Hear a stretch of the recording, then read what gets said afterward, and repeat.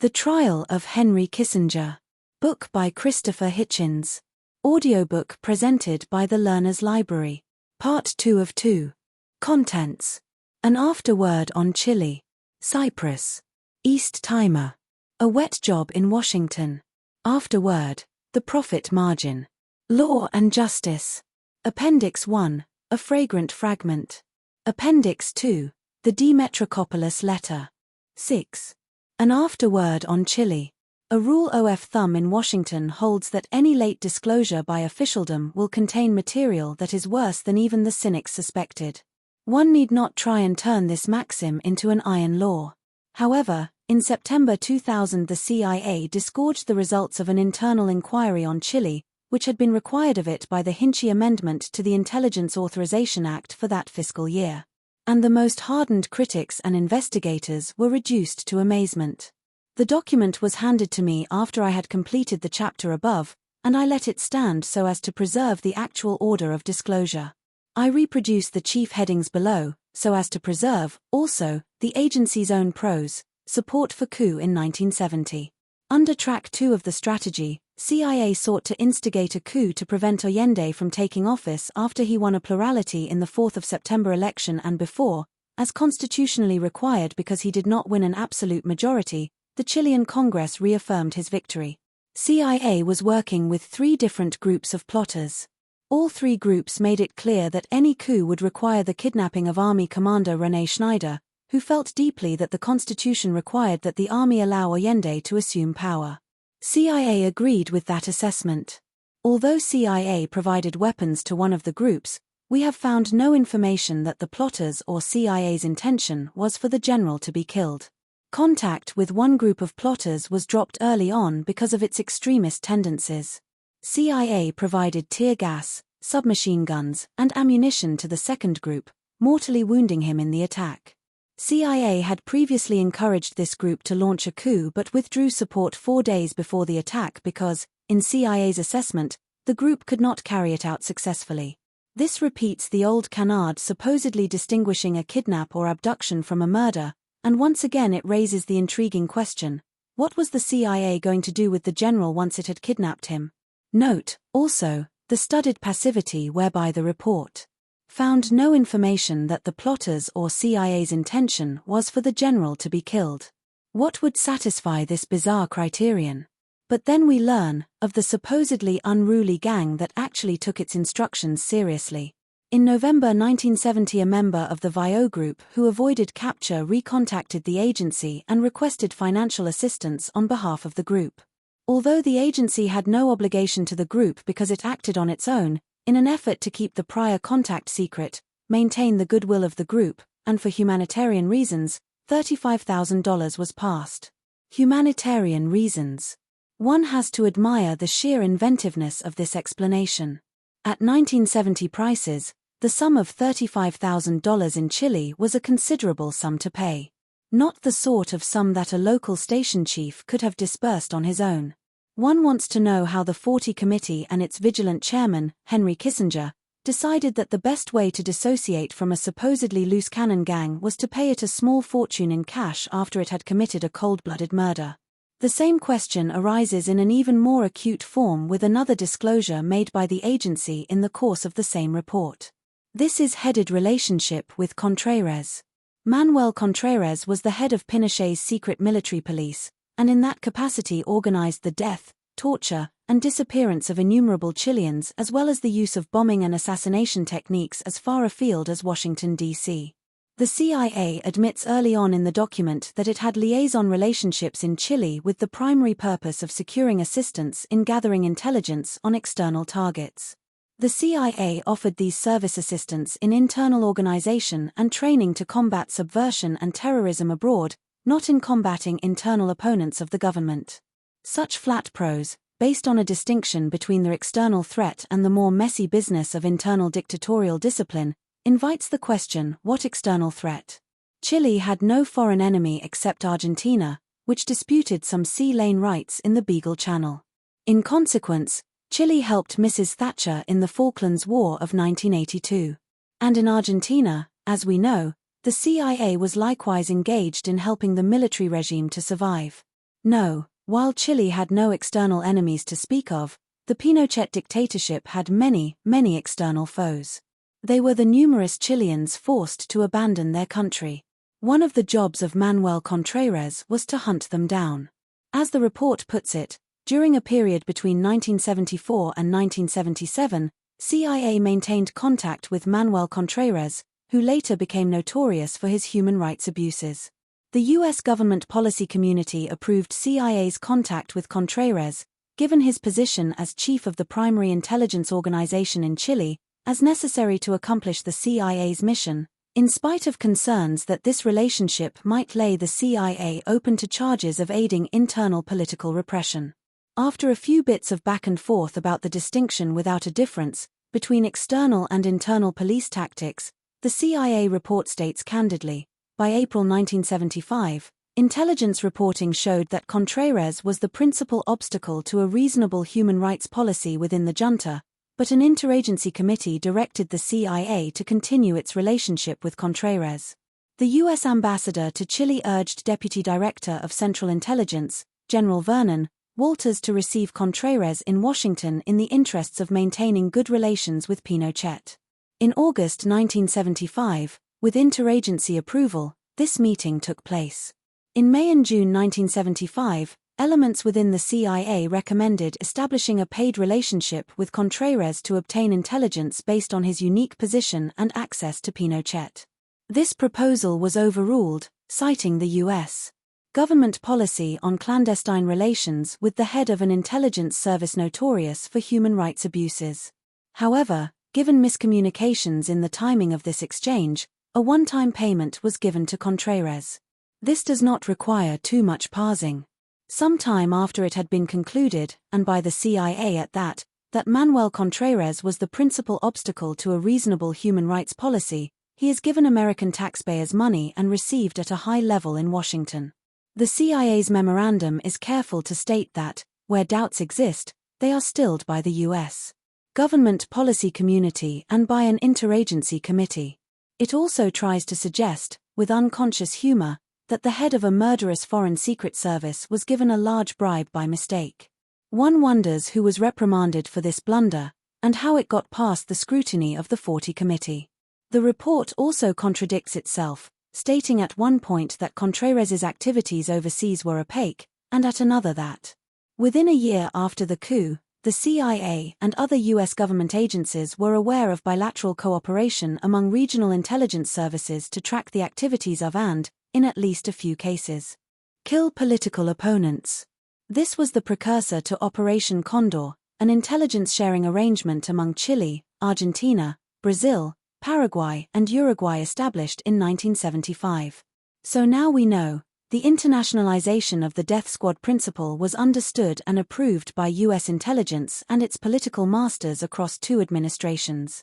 The senior person concerned in both administrations was Henry Kissinger. Whichever interagency committee is meant, and whether it is the 40 committee or the interagency committee on Chile, the traces lead back to the same source. On leaving the State Department, Kissinger made an extraordinary bargain whereby, having first hastily trucked them for safekeeping on the Rockefeller estate at Pocantico Hills, New York, he gifted his papers to the Library of Congress, on the sole condition that they remained under seal until after his demise. However, Kissinger's friend Manuel Contreras made a mistake when he killed a United States citizen, Ronnie Carpen Moffett, in the Washington car bomb which also murdered Orlando Letelier in 1976. By late 2000, the FBI had finally sought and received subpoena power to review the Library of Congress papers, a subpoena with which Kissinger dealt only through his attorneys. It was a start, but it was pathetic when compared to the efforts of Truth and Justice Commissions in Chile, Argentina, Brazil, Paraguay and Uruguay, the nations named above, which have now emerged from years of Kissinger-befriended dictatorship and sought a full accounting. We await the moment when the United States Congress will inaugurate a comparable process, and finally subpoena all the hidden documents that obscure the view of unpunished crimes committed in our names. 7. Cyprus. In the second volume of his trilogy of memoirs, which is entitled Years of Upheaval, Henry Kissinger found the subject of the 1974 Cyprus catastrophe so awkward that he decided to postpone consideration of it. I must leave a full discussion of the Cyprus episode to another occasion, for it stretched into the Ford presidency and its legacy exists unresolved today. This argued a certain nervousness on his part, if only because the subjects of Vietnam, Cambodia, the Middle East, Angola, Chile, China, and the SALT negotiations all bear legacies that are unresolved today and were unresolved then. To say that these matters stretched into the Ford administration is to say, in effect, nothing at all except that this pallid interregnum did, historically speaking, occur. In most of his writing about himself, and, one presumes, in most of his presentations to his clients, Kissinger projects a strong impression of a man at home in the world and on top of his brief. But there are a number of occasions when it suits him to pose as a sort of candide, naive, and ill-prepared for and easily unhorsed by events. No doubt this pose costs him something in point of self-esteem. It is a pose, furthermore, which he often adopts at precisely the time when the record shows him to be knowledgeable, and when knowledge or foreknowledge would also confront him with charges of responsibility or complicity. Cyprus in 1974 is just such a case. Kissinger now argues, in the long-delayed third volume of his memoirs, Years of Renewal, that he was prevented and distracted, by Watergate and the deliquescence of the Nixon presidency, from taking a timely or informed interest in the crucial triangle of force between Greece, Turkey, and Cyprus. This is a bizarre disclaimer. The phrase, southern flank of NATO was then a geopolitical commonplace of the first importance, and the proximity of Cyprus to the Middle East was a factor never absent from U.S. strategic thinking. There was no reason of domestic policy to prevent the region from engaging his attention. Furthermore, the very implosion of Nixonian authority, cited as a reason for Kissinger's own absence of mind, in fact bestowed extraordinary powers upon him. To restate the obvious once more, when he became Secretary of State in 1973, he took care to retain his post as Special Assistant to the President for National Security Affairs or, as we now say, National Security Advisor.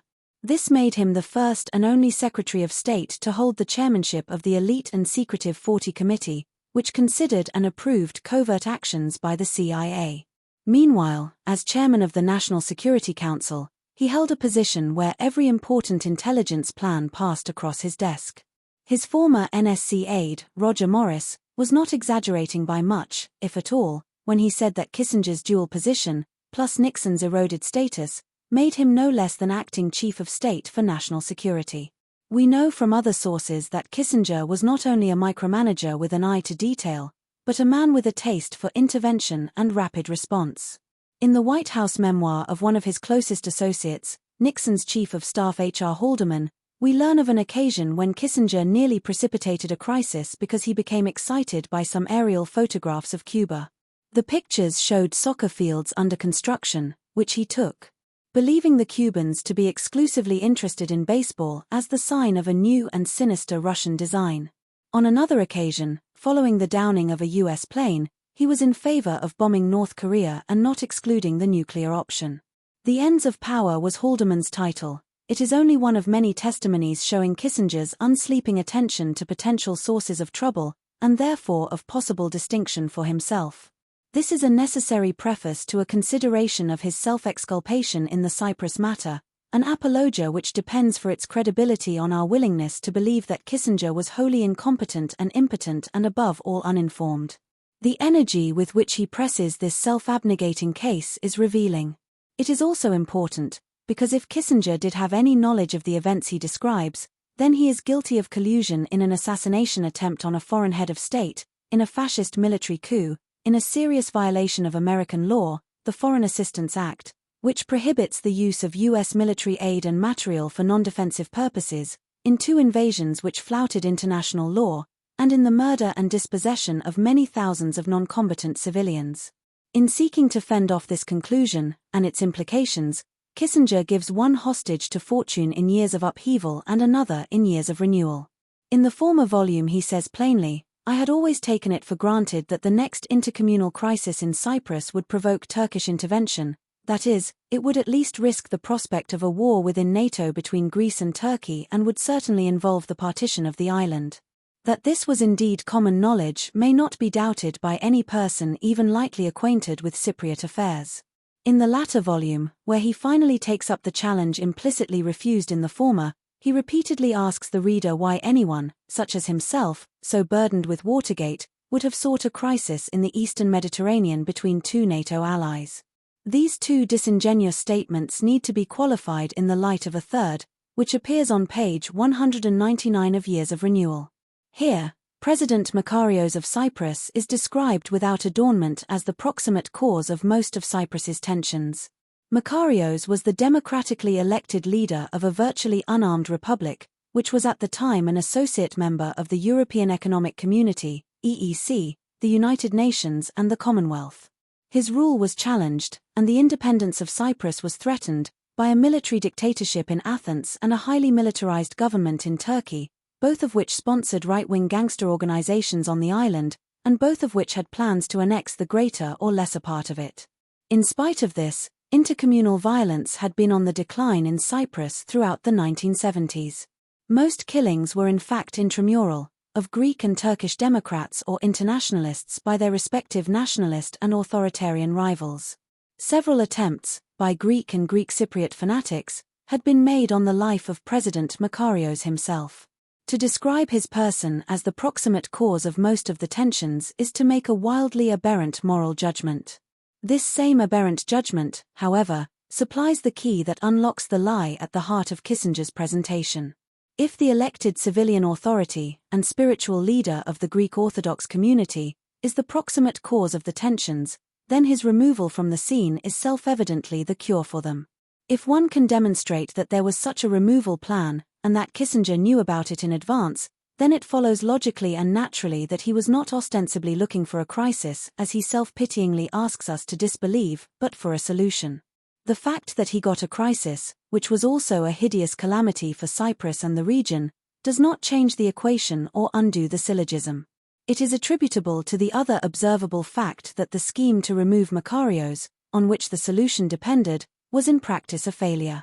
But those who willed the means and wished the ends are not absolved from guilt by the refusal of reality to match their schemes. It is, from Kissinger's own record and recollection, as well as from the record of the subsequent official inquiry, quite easy to demonstrate that he did have advance knowledge of the plan to depose and kill Makarios. He admits as much himself, by noting that the Greek dictator Demetrius Ionides, head of the secret police, was determined to mount a coup in Cyprus and bring the island under the control of Athens. This was one of the better-known facts of the situation, as was the more embarrassing fact that Brigadier Ionides was dependent on U.S. military aid and political sympathy. His police state had been expelled from the Council of Europe and blocked from joining the EEC, and it was largely the advantage conferred by his agreement to home port the U.S. Sixth Fleet, and host a string of U.S. air and intelligence bases, that kept him in power. This lenient policy was highly controversial in Congress and in the American press, and the argument over it was part of Kissinger's daily bread long before the Watergate drama. Thus it was understood in general that the Greek dictatorship, a U.S. client, wished to see Makarios overthrown and had already tried to kill him or have him killed. Overthrow and assassination, incidentally, are effectively coterminous in this account. There was no possibility of leaving such a charismatic leader alive, and those who sought his removal invariably intended his death. This was also understood in particular. The most salient proof is this. In May of 1974, 2 months before the coup in Nicosia, which Kissinger later claimed was a shock, he received a memorandum from the head of his State Department Cyprus desk, Thomas Boyett. Boyett summarized all the cumulative and persuasive reasons for believing that a Greek junta attack on Cyprus and Makarios was imminent. He further argued that, in the absence of a U.S. démarche to Athens, warning the dictators to desist, it might be assumed that the United States was indifferent to this. And he added what everybody knew, that such a coup, if it went forward, would beyond doubt trigger a Turkish invasion. Prescient memos are a dime a dozen in Washington after a crisis. They are often then read for the first time, or leaked to the press or Congress in order to enhance, or protect, some bureaucratic reputation. But Kissinger now admits that he saw this document in real time, while engaged in his shuttle between Syria and Israel, both of them within half an hour's flying time of Cyprus. Yet no démarche bearing his name or carrying his authority was issued to the Greek junta. A short while afterwards, on the 7th of June, 1974, the National Intelligence Daily, which is the breakfast Bible reading of all senior State Department, Pentagon, and national security officials, quoted a U.S. field report dated 3 June which stated the views of the dictator in Athens. Ionides claimed that Greece is capable of removing Makarios and his key supporters from power in 24 hours with little if any blood being shed and without EOKA assistance. The Turks would quietly acquiesce to the removal of Makarios, a key enemy. Ionides stated that if Makarios decided on some type of extreme provocation against Greece to obtain a tactical advantage, he is not sure whether he should merely pull the Greek troops out of Cyprus and let Makarios fend for himself, or remove Makarios once and for all and have Greece deal directly with Turkey over Cyprus's future. This report and its contents were later authenticated before Congress by CIA staff who had served in Athens at the relevant time. The fact that it made Brigadier Ionides seem bombastic and delusional, both of which he was, should have underlined the obvious and imminent danger. EOKA was a Greek Cypriot fascist underground, armed and paid by the junta. At about the same time, Kissinger received a call from Senator J. William Fulbright, the chairman of the Senate Foreign Relations Committee. Senator Fulbright had been briefed about the impending coup by a senior Greek dissident journalist in Washington named Elias P. Demetrakopoulos. He told Kissinger that steps should be taken to avert the planned Greek action, and he gave 3 reasons. The first was that it would repair some of the moral damage done by the U.S. government's indulgence of the junta. The second was that it would head off a confrontation between Greece and Turkey in the Mediterranean. The third was that it would enhance U.S. prestige on the island. Kissinger declined to take the recommended steps, on the bizarre grounds that he could not intervene in Greek internal affairs at a time when the Nixon administration was resisting pressure from Senator Henry Jackson to link U.S.-Soviet trade to the free emigration of Russian Jewry. However odd this line of argument, it still makes it impossible for Kissinger to claim, as he still does, that he had had no warning. So there was still no high-level U.S. concern registered with Athens. The difficulty is sometimes presented as one of protocol or etiquette, as if Kissinger's regular custom was to whisper and tread lightly. Ionides was the de facto head of the regime but technically only its secret police chief. For the U.S. ambassador, Henry Tasker, it was awkward to make diplomatic approaches to a man he described as a cop. But again I remind you that Henry Kissinger, in addition to his formal diplomatic eminence, was also head of the 40 Committee, and supervisor of covert action, and was dealing in private with an Athens regime that had long-standing CIA ties. The 1976 House Committee on Intelligence later phrased the problem rather deftly in its report. Tasker, assured by the CIA station chief that Ionides would continue to deal only with the CIA, and not sharing the State Department desk officer's alarm, was content to pass a message to the Greek leader indirectly. It is clear, however, that the embassy took no steps to underscore for Ionides the depth of concern over a Cyprus coup attempt. This episode, the exclusive CIA access to Ionides, Tasker's indications that he may not have seen all important messages to and from the CIA station, Ionides' suggestions of U.S. acquiescence, and Washington's well-known coolness to Makarios have led to public speculation that either U.S. officials were inattentive to the reports of the developing crisis or simply allowed it to happen. Thomas Boyett's memoranda, warning of precisely what was to happen, and echoing the views of several mid-level officials besides himself, were classified as secret and have still never been released. Asked to testify at the above hearings, he was at first forbidden by Kissinger to appear before Congress. He was only finally permitted to do so in order that he might avoid a citation for contempt. His evidence was taken in executive session, with the hearing room cleared of staff, reporters, and visitors. Events continued to gather pace. On 1 July, 1974, 3 senior officials of the Greek Foreign Ministry, all of them known for their moderate views on the Cyprus question, publicly tendered their resignations.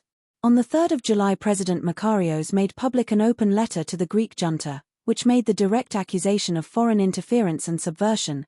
In order to be absolutely clear, I say that the cadres of the military regime of Greece support and direct the activities of the EOKAB terrorists. I have more than once so far felt, and in some cases I have touched, a hand invisibly extending from Athens and seeking to liquidate my human existence.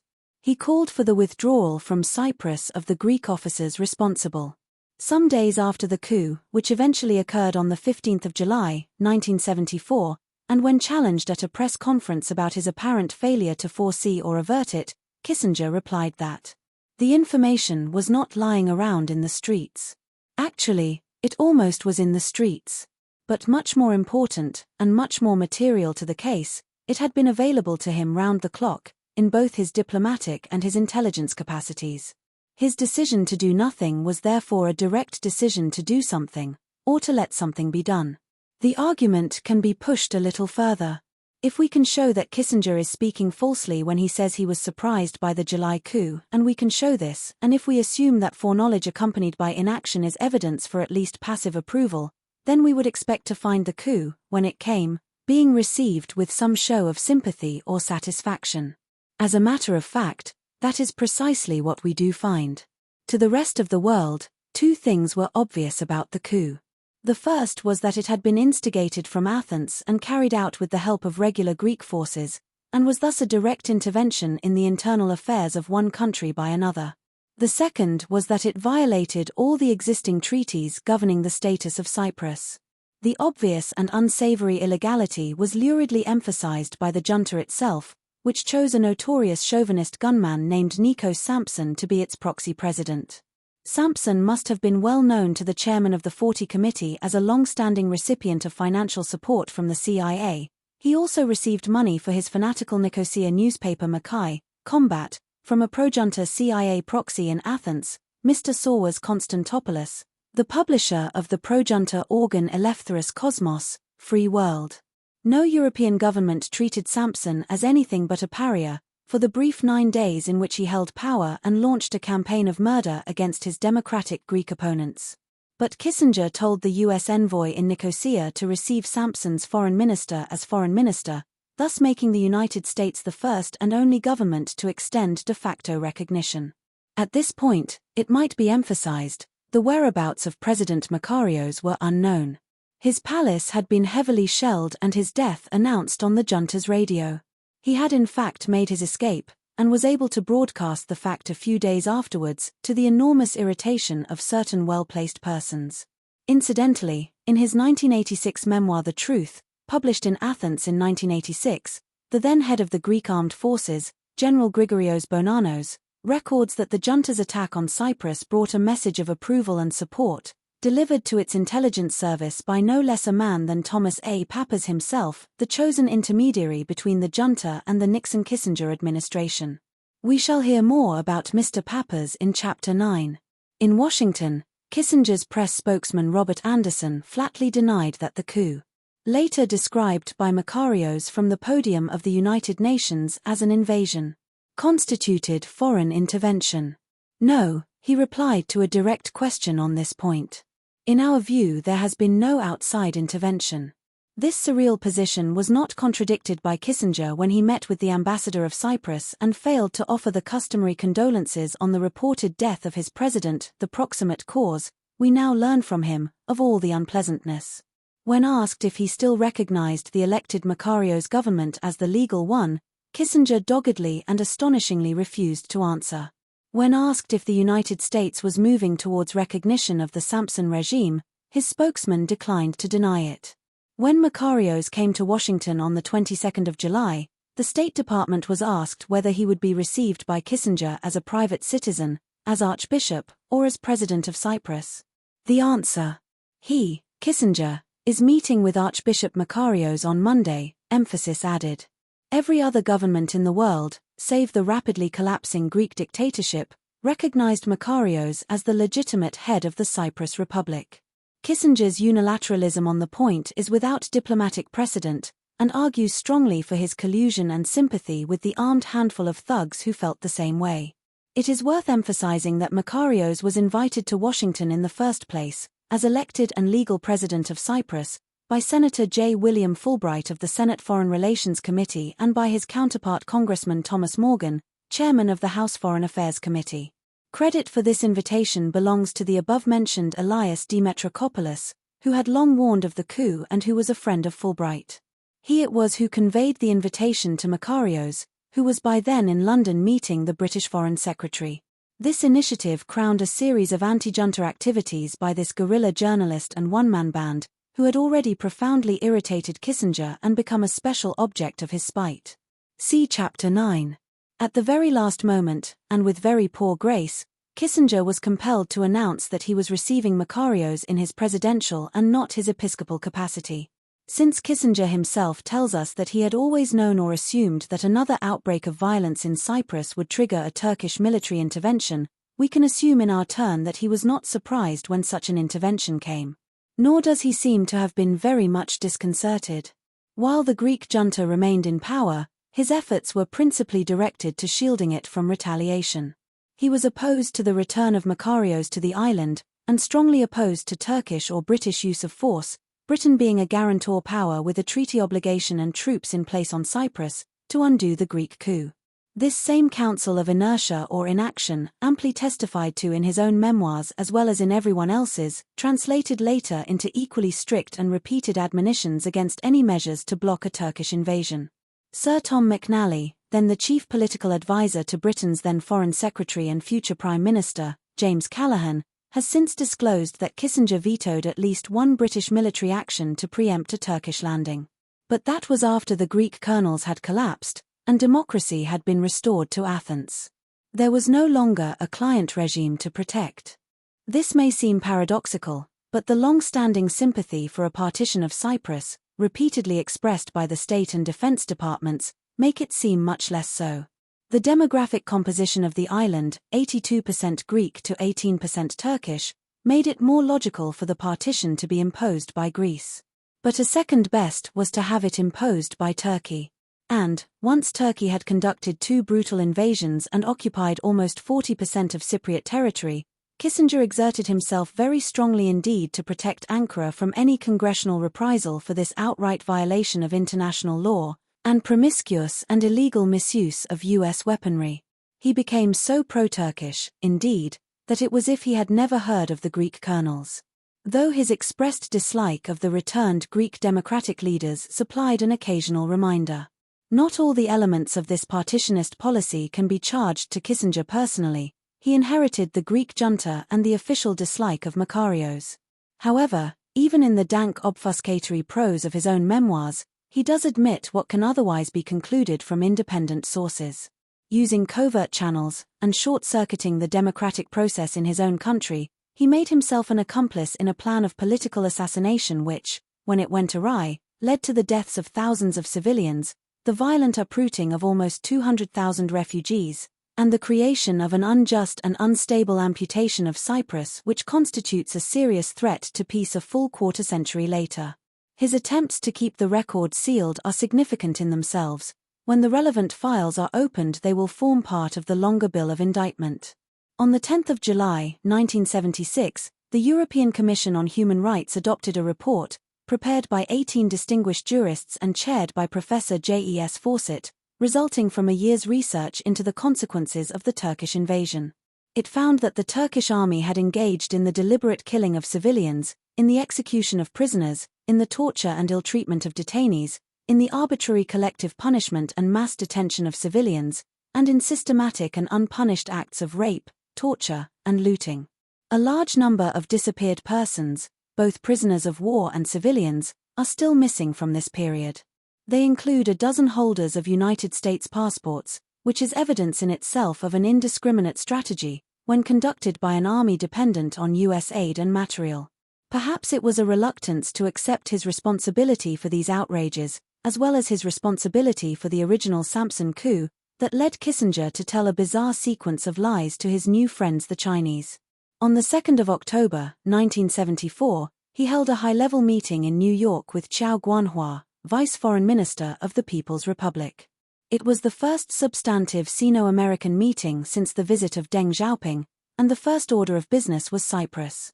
The memorandum, which is headed Top Secret Sensitive Exclusively Eyes Only, has Kissinger first rejecting China's public claim that he had helped engineer the removal of Makarios.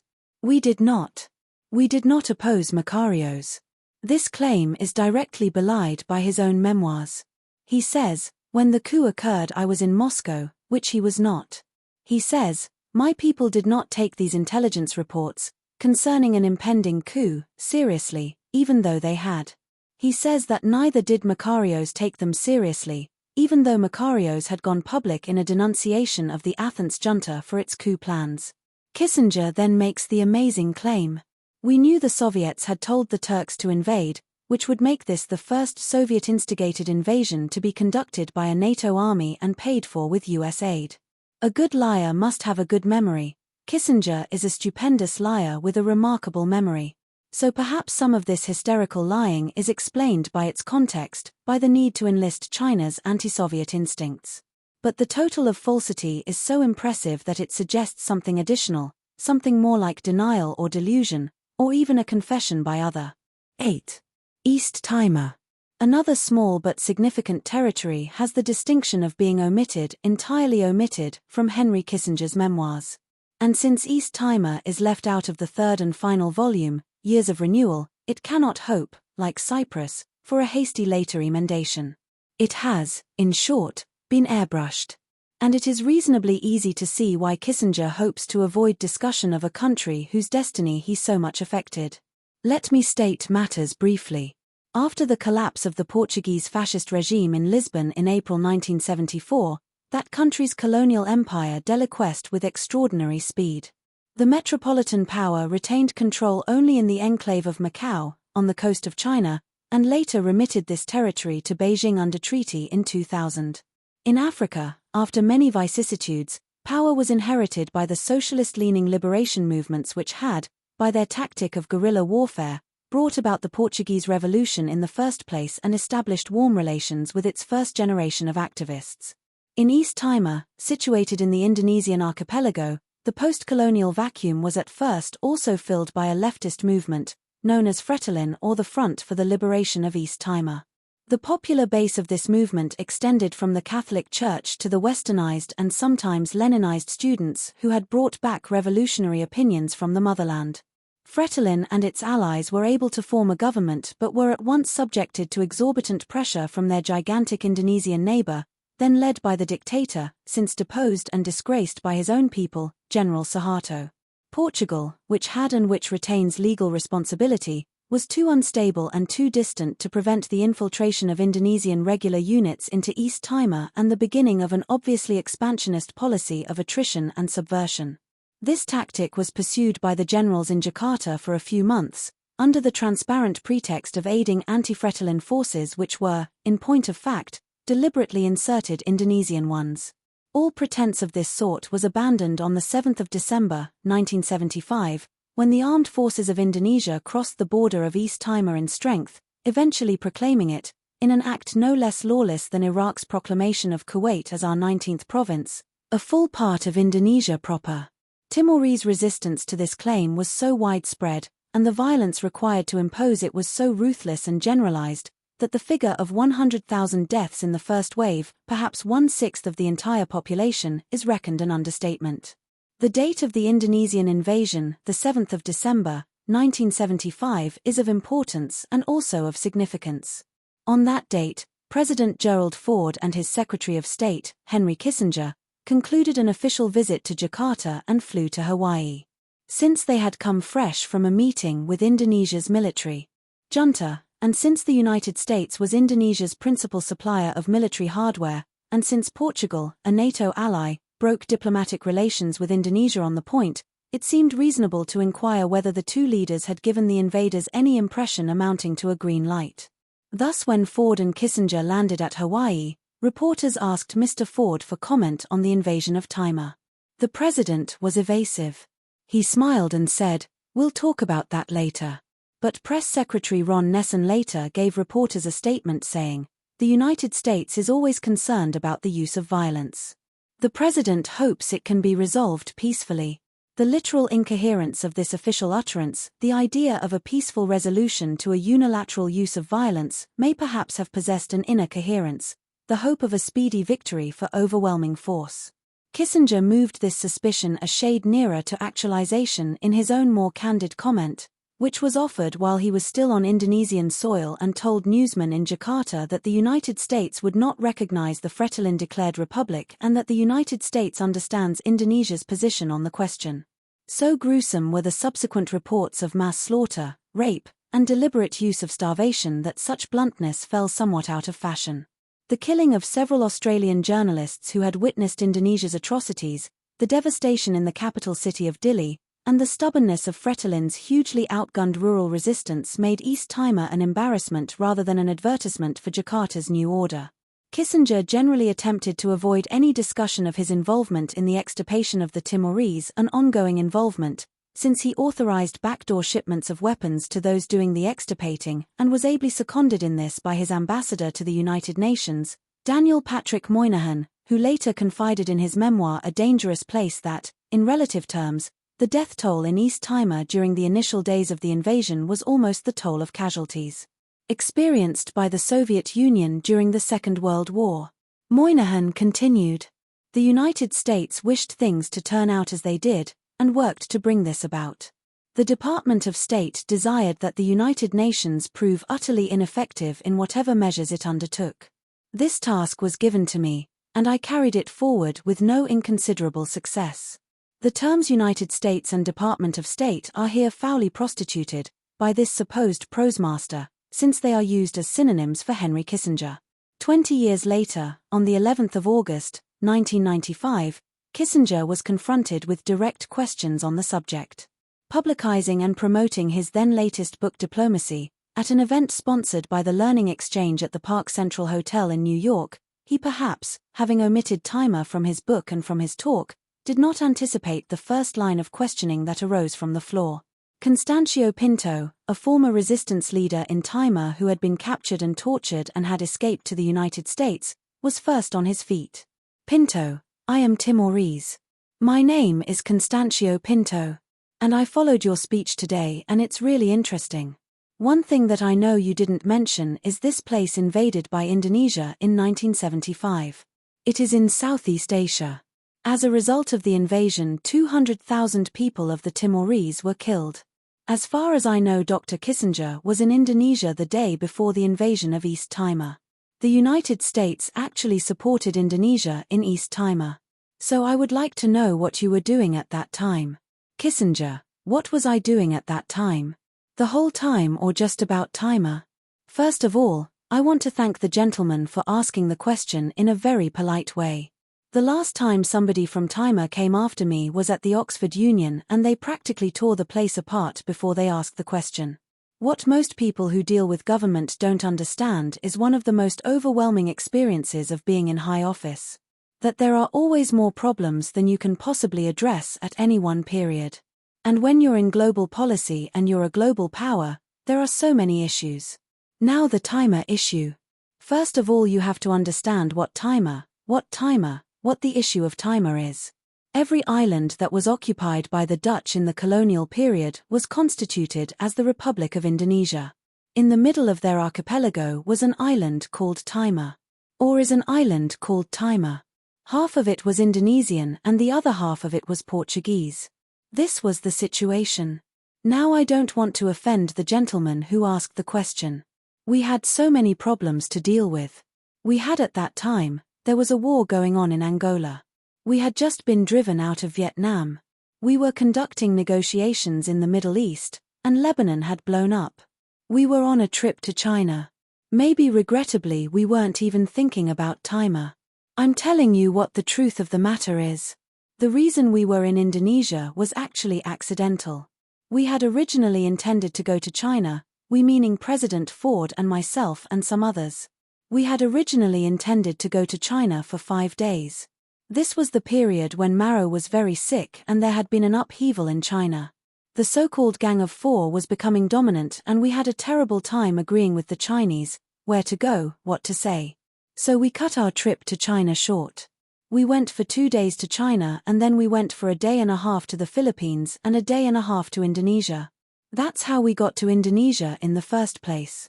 So this was really at that time to tell the Chinese we were not dependent on them. So that's how we got to Indonesia. Timor was never discussed with us when we were in Indonesia. At the airport as we were leaving, the Indonesians told us that they were going to occupy the Portuguese colony of Timor. To us that did not look like a very significant event because the Indians had occupied the Portuguese colony of Goa 10 years earlier, and to us it looked like another process of decolonization. Nobody had the foggiest idea of what would happen afterwards, and nobody asked our opinion, and I don't know what we could have said if someone had asked our opinion. It was literally told to us as we were leaving. Now there's been a terrible human tragedy in Timor afterwards. The population of East Timor has resisted, and I don't know whether the casualty figures are correct. I just don't know, but they are certainly significant, and there's no question that it's a huge tragedy. All I'm telling you is what we knew in 1975. This was not a big thing on our radar screen. Nobody has ever heard again of Goa after the Indians occupied it. And to us, Timor, look at a map, it's a little speck of an island in a huge archipelago, half of which was Portuguese. We had no reason to say the Portuguese should stay there.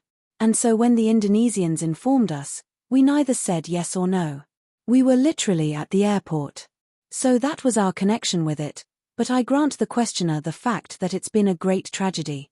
Alan Nairn, Mr. Kissinger, my name is Alan Nairn. I'm a journalist in the United States.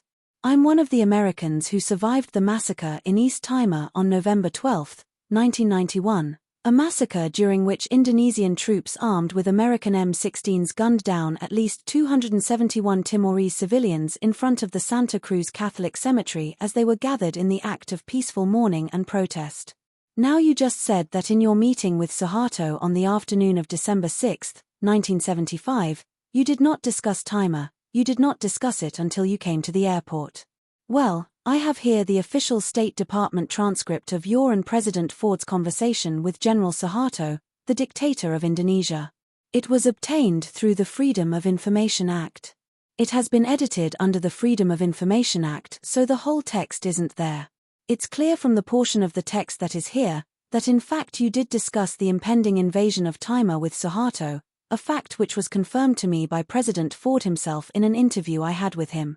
President Ford told me that in fact you discussed the impending invasion of Timor with Suharto and that you gave the U.S. Kissinger, who? I or he? Nairn, that you and President Ford together gave U.S. approval for the invasion of East Timor. There is another internal State Department memo which is printed in an extensive excerpt here which I'll give to anyone in your audience that's interested. This is a memo of a December 18, 1975, meeting held at the State Department.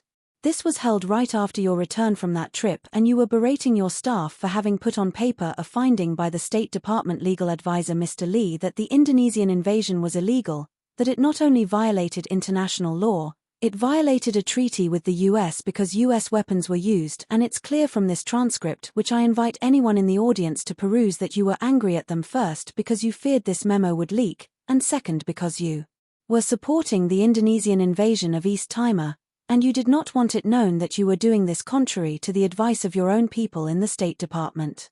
If one looks at the public actions, 16 hours after you left that meeting with Suharto, the Indonesian troops began parachuting over Dili, the capital of East Timor. They came ashore and began the massacres that culminated in a third of the Timorese population. You announced an immediate doubling of U.S. military aid to Indonesia at the time, and in the meantime at the United Nations, the instruction given to Ambassador Daniel Patrick Moynihan, as he wrote in his memoirs, was to, as he put it, see to it that the UN be highly ineffective in any actions it might undertake on East Timor. Shouts from the audience. Kissinger, look, I think we all got the point now. Nairn, my question, Mr. Kissinger, my question, Dr. Kissinger, is twofold. First, will you give a waiver under the Privacy Act to support full declassification of this memo so we can see exactly what you and President Ford said to Suharto? Secondly, would you support the convening of an international war crimes tribunal under UN supervision on the subject of East Timor, and would you agree to abide by its verdict in regard to your own conduct? Kissinger, really, this sort of comment is one of the reasons why the conduct of foreign policy is becoming nearly impossible under these conditions. Here is a fellow who's got one obsession, he's got one problem, he collects a bunch of documents, you don't know what is in these documents. Nairn, I invite your audience to read them.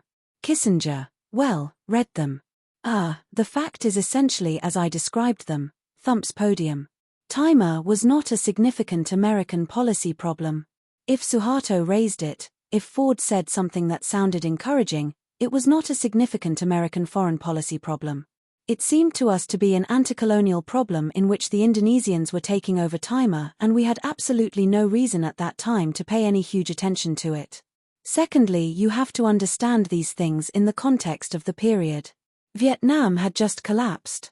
Nobody yet knew what effect the domino theory would have.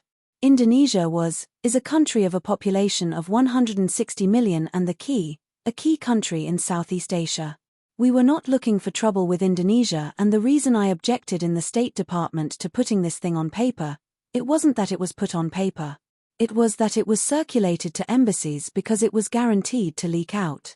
It was guaranteed then to lead to some public confrontation, and for better or worse our fundamental position on these human rights issues was always to try to see if we could discuss them first, quietly, before they turned into a public confrontation.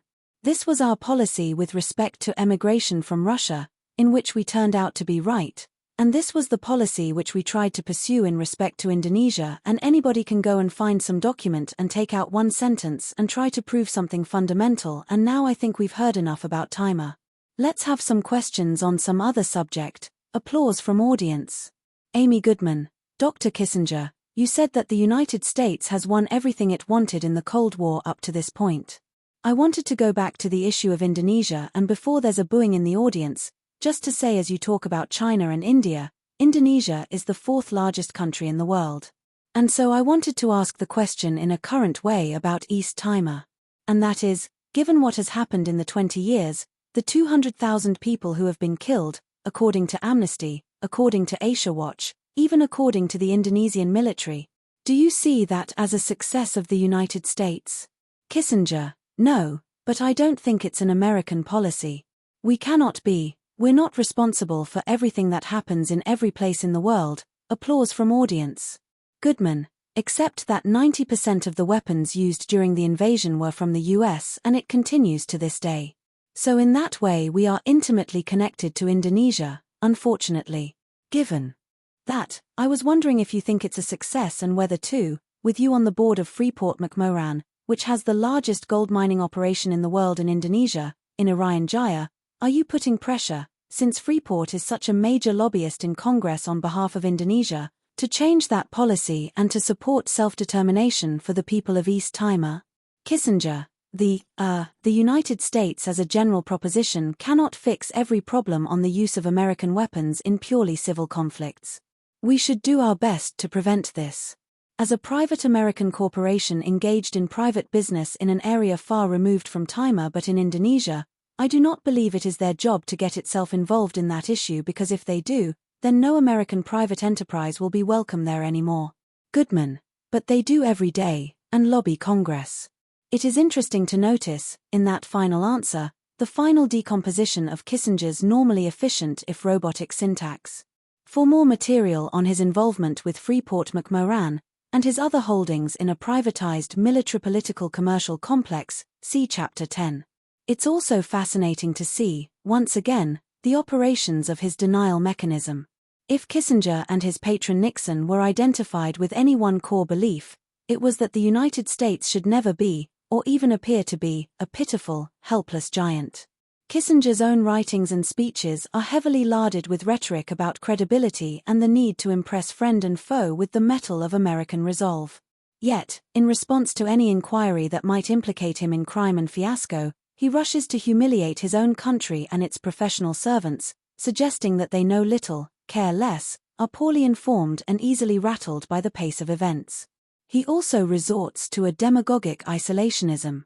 In signaling terms, this is as much as to claim that the United States is a pushover for any ambitious or irredentist banana republic. This semi-conscious reversal of rhetoric also leads to renewed episodes of hysterical and improvised lying. Recall his claim to the Chinese that it was the Soviet Union that had instigated the Turkish invasion of Cyprus. The idea that Indonesia's annexation of Timor may be compared to India's occupation of Goa is too absurd to have been cited in any apologia before or since. What Kissinger seems to like about the comparison is the rapidity with which Goa was forgotten.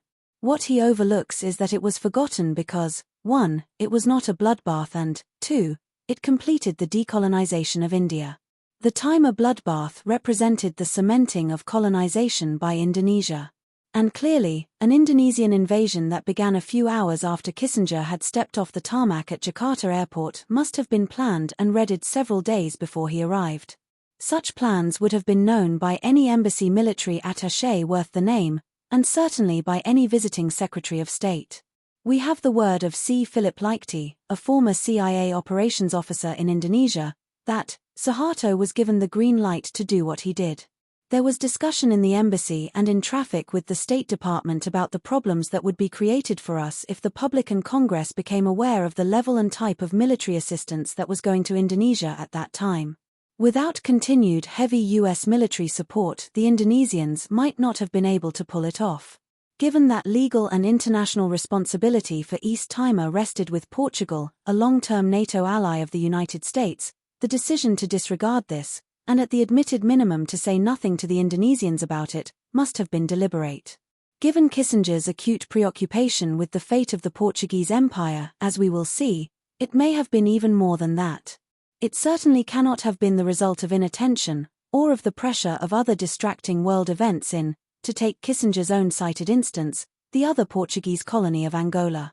The desire to appear to have been uninvolved may, if we are charitable, have arisen in part from the fact that even Indonesia's foreign minister, Adam Malik, conceded in public a death toll of between 50,000 and 80,000 Timorese civilians in the first 18 months of Indonesia's war of subjugation, in other words on Kissinger's watch, and inflicted with weapons that he bent American laws to furnish to the killers. Now that a form of democracy has returned to Indonesia, which in its first post-dictatorial act renounced the annexation and, after a bloody last pogrom by its auxiliaries, withdrew from the territory, we may be able to learn more exactly the extent of the genocide. Kissinger's surreptitious conduct is made very plain by the State Department cable of December 1975, and the subsequent memorandum concerning it. In point of fact, the essential decisions about Portugal's ex-colonies had been made during the preceding July, when Kissinger had secured presidential permission for a covert program of military intervention, coordinated with the South Africans and General Mobutu, to impose a tribalist regime upon Angola. The following month, as a matter of record, he informed the Indonesian generals that he would not oppose their intervention in East Timor. The only bargaining in December involved a request that Indonesia delay the start of its own colonial adventure until after Air Force One, carrying Ford and Kissinger, had left Indonesian airspace. This deniable pattern did not dispose of two matters of legality, both of them in the province of the State Department. The first was the violation of international law by Indonesia, in a case where jurisdiction clearly rested with a Portuguese and NATO government of which Kissinger, partly as a result of its support for decolonization, did not approve. The second was the violation of American law, which stipulated that weapons supplied to Indonesia were to be employed only for self-defense. State Department officials, bound by law, were likewise bound to conclude that United States aid to the generals in Jakarta would have to be cut off. Their memo summarizing this case was the cause of the tremendous internal row that is minuted below, in a declassified State Department transcript, secret sensitive. Memorandum of Conversation. Participants: the Secretary, Henry Kissinger. Deputy Secretary, Robert Ingersoll. Under Secretary, for Political Affairs Joseph Cisco. Under Secretary, Carlyle Moore. Deputy Under Secretary, Lawrence Eagleburger. Assistant Secretary, Philip Habib. Monroe Lee, Legal Advisor. Jerry Bramer, Note Taker. Date: December 18, 1975. Subject: Department Policy. The Secretary, Kissinger. I want to raise a little bit of hell about the department's conduct in my absence. Until last week I thought we had a disciplined group, now we've gone to pieces completely. Take this cable on East Timor. You know my mind and attitude, and anyone who knows my position as you do must know that I would not have approved it. The only consequence is to put yourself on record. It is a disgrace to treat the Secretary of State this way. What possible explanation is there for it? I had told you to stop it quietly. What is your place doing, Phil, to let this happen? It is incomprehensible. It is wrong in substance and procedure. It is a disgrace. Were you here? Habib: no. Our assessment was that if it was going to be trouble, it would come up before your return. And I was told they decided it was desirable to go ahead with the cable. Kissinger, nonsense. I said do it for a few weeks and then open up again. Habib, the cable will not leak. Kissinger, yes it will, and it will go to Congress too, and then we will have hearings on it. Habib, I was away. I was told by cable that it had come up. Kissinger, that means that there are 2 cables, and that means 20 guys have seen it. Habib, no, I got it back channel, it was just 1 paragraph double talk and cryptic, so I knew what it was talking about. I was told that Lee thought that there was a legal requirement to do it. Lee, no, I said it could be done administratively. It was not in our interest to do it on legal grounds. Cisco, we were told that you had decided we had to stop. Kissinger, just a minute. You all know my view on this. You must have an FSO 8, Foreign Service Officer, Class 8, who knows it well. It will have a devastating impact on Indonesia. There's this masochism in the extreme here. No one has complained that it was aggression. Lee, the Indonesians were violating an agreement with us. Kissinger, the Israelis when they go into Lebanon, when was the last time we protested that? Lee, that's a different situation. Moore, it is self-defense. Kissinger, and we can't construe a communist government in the middle of Indonesia as self-defense. Lee, well. Kissinger, then you're saying that arms can't be used for defense. Habib, no, they can be used for the defense of Indonesia. Kissinger, now take a look at this basic theme that is coming out on Angola. These sobs are leaking all of this stuff to New York Times. Reporter, Les Gelb. Cisco, I can tell you who. Kissinger, who? Cisco, National Security Council member William Hyland spoke to him. Kissinger, wait a minute, Hyland said. Cisco, he said he briefed Gelb. Kissinger, I want these people to know that our concern in Angola is not the economic wealth or a naval base. It has to do with the USSR.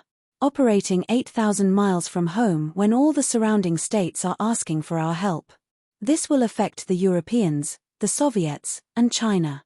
On the timer thing, that will leak in 3 months, and it will come out that Kissinger overruled his pristine bureaucrats and violated the law. How many people in the legal advisor's office, know about this? Italics added. Lee, 3. Habib, there are at least 2 in my office. Kissinger, plus everybody in the meeting, so you're talking about not less than 15 or 20. You have a responsibility to recognize that we are living in a revolutionary situation. Everything on paper will be used against me. Habib, we do that and take account of that all the time. Kissinger, every day some SOB in the department is carrying on about Angola, but no one is defending Angola. Find me one quote in the Gelb article defending our policy in Angola. Habib, I think the leaks and dissent are the burden you have to bear. Kissinger, but the people in charge of this department could have lacerated AF, Bureau for African Affairs. Ingersoll, I was told it came from up the river. Eagleberger, no way. Kissinger, don't be ridiculous. It's quoted there. Read Gelb. Was Assistant Secretary of State for African Affairs William Schauffele called in and told to get his house under control? This is not minor league stuff. We are going to lose big. The president says to the Chinese that we're going to stand firm in Angola, and 2 weeks later we get out. I go to a NATO meeting and meanwhile the department leaks that we're worried about a naval base and says it's an exaggeration or aberration of Kissinger's. I don't care about the oil or the base, but I do care about the African reaction when they see the Soviets pull it off and we don't do anything. If the Europeans then say to themselves if they can't hold Luanda, how can they defend Europe? The Chinese will say we're a country that was run out of Indochina for 50,000 men and is now being run out of Angola for less than $50 million. Where were the meetings here yesterday? Were there any? Kissinger, it cannot be that our agreement with Indonesia says that the arms are for internal purposes only. I think you will find that it says that they are legitimately used for self-defense. There are 2 problems. The merits of the case which you had a duty to raise with me. The second is how to put these to me. But to put it into a cable 30 hours before I return, knowing how cables are handled in this building, guarantees that it will be a national disaster and that transcends whatever Deputy Legal Advisor George Aldrich has in his feverish mind. I took care of it with the administrative thing by ordering Carlyle more, not to make any new sales. How will the situation get better in 6 weeks? Habib, they may get it cleaned up by then. Kissinger, the department is falling apart and has reached the point where it disobeys clear-cut orders. Habib, we sent the cable because we thought it was needed and we thought it needed your attention. This was 10 days ago. Kissinger, nonsense. When did I get the cable, Jerry? Bramer, not before the weekend. I think perhaps on Sunday. Kissinger, you had to know what my view on this was. No one who has worked with me in the last 2 years could not know what my view would be on Timor. Italics added. Habib, well, let us look at it, talk to Lee. There are still some legal requirements. I can't understand why it went out if it was not legally required. Kissinger, am I wrong in assuming that the Indonesians will go up in smoke if they hear about this? Habib, well, it's better than a cut-off.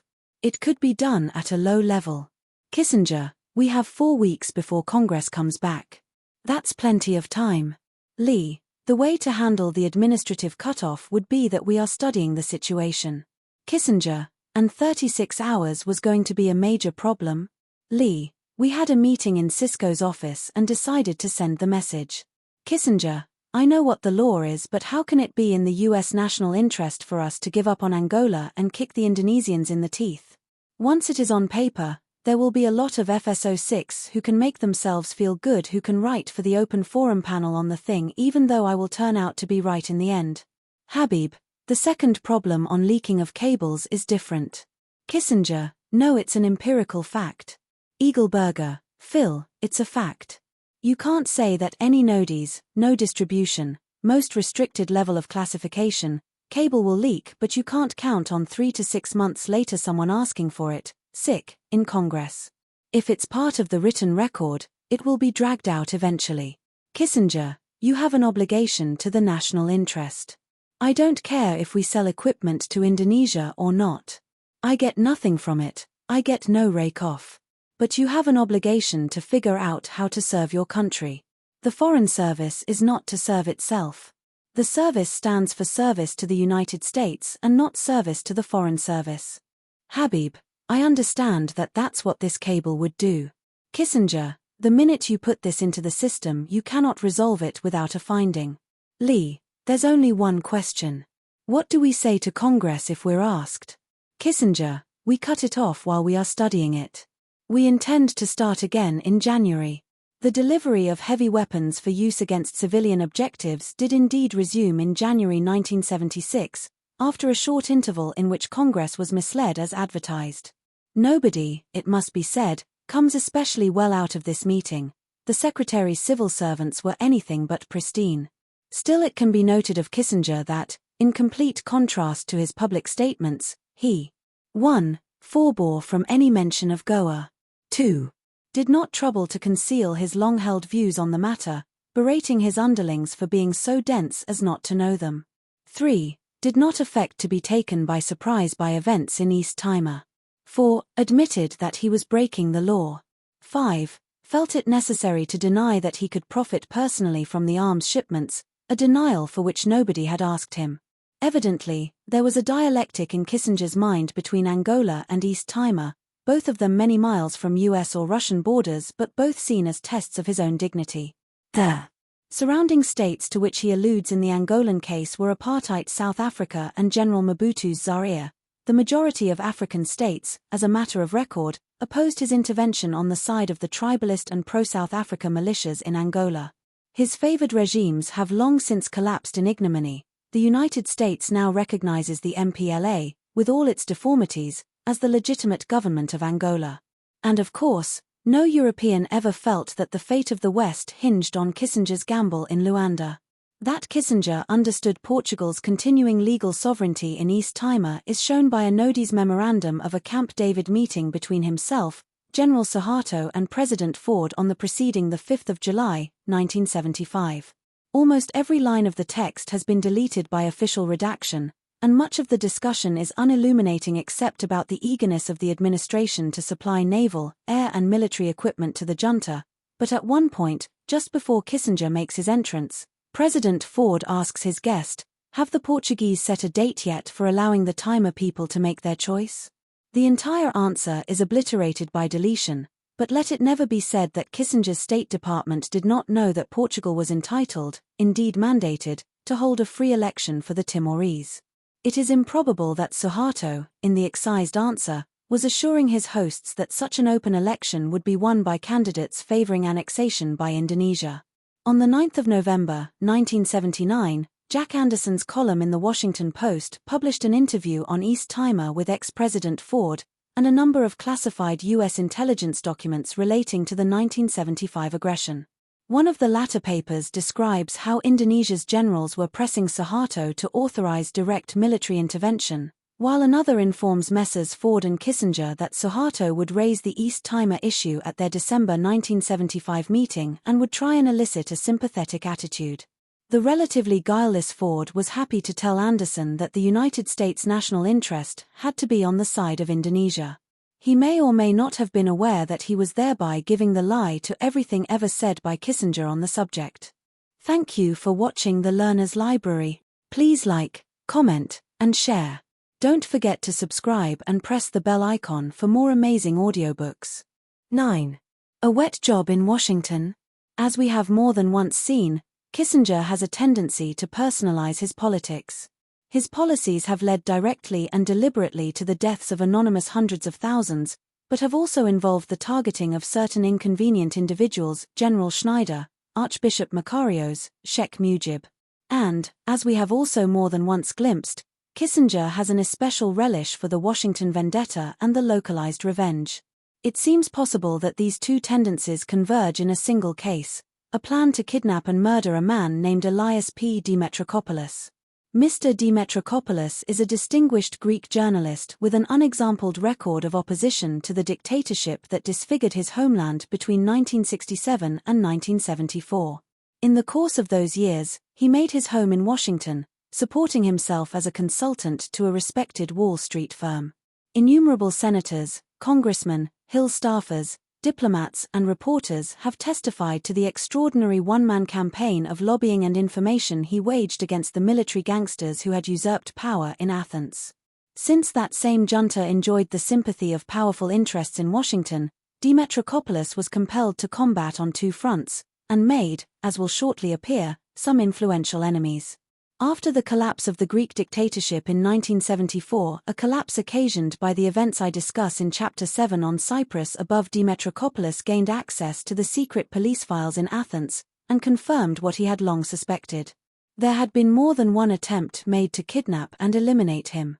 Files held by the KYP, the Greek equivalent of the CIA, revealed that the then dictator, George Papadopoulos, and his deputy security chief Michael Roufagallis several times contacted the Greek military mission in Washington with precisely this end in view.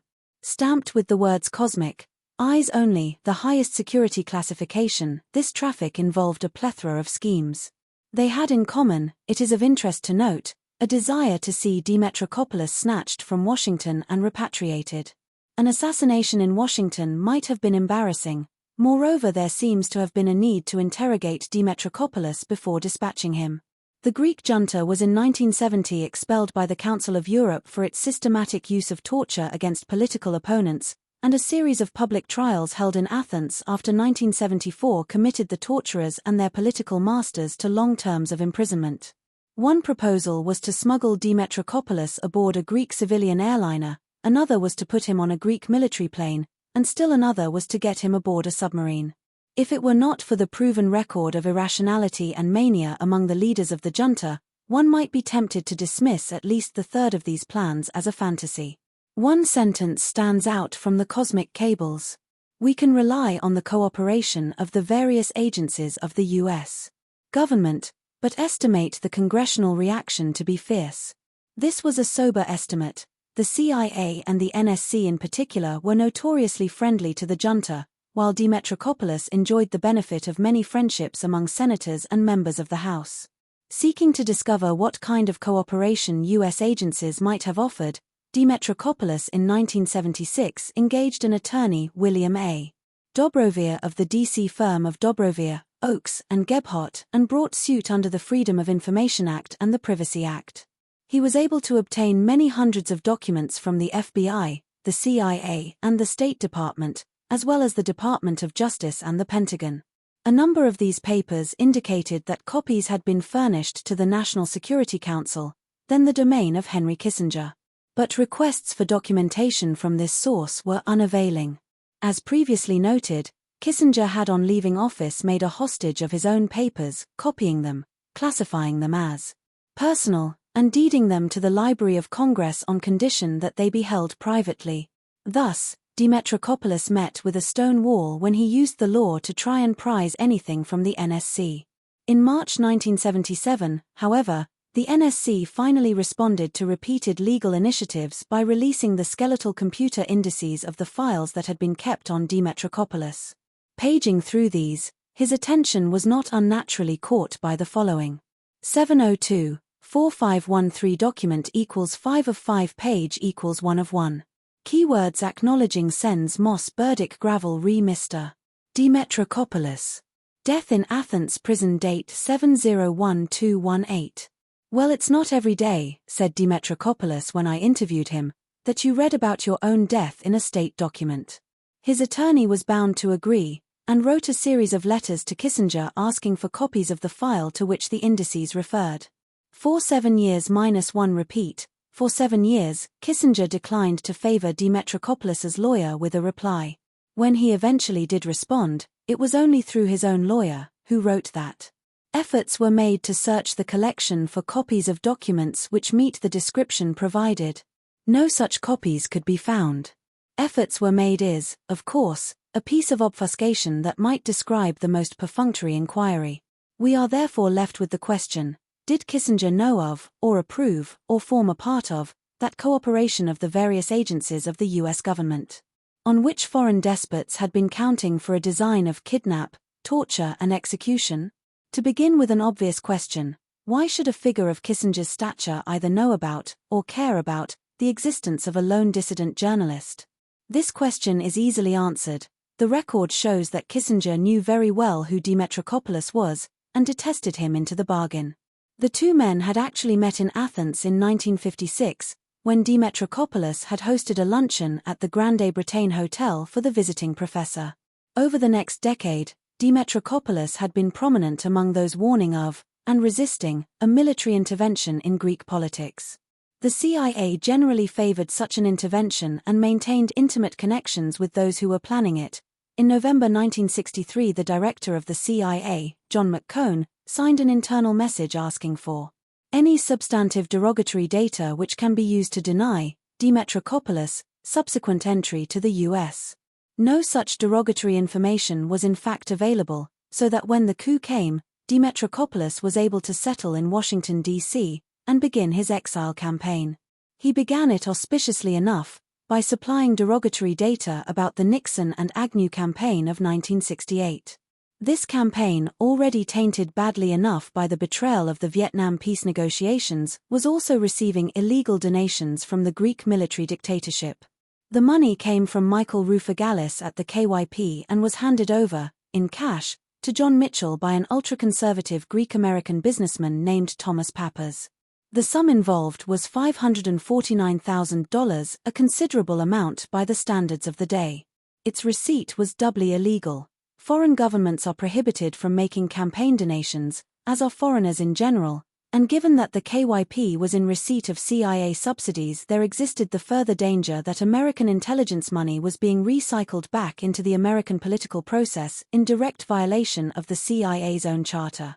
In 1968, DEMETRACOPOULOS took his findings to Larry O'Brien, chairman of the Democratic National Committee, who issued a call for an inquiry into the activities of Pappas and the warm relations existing between the Nixon-Agnew campaign and the Athens junta.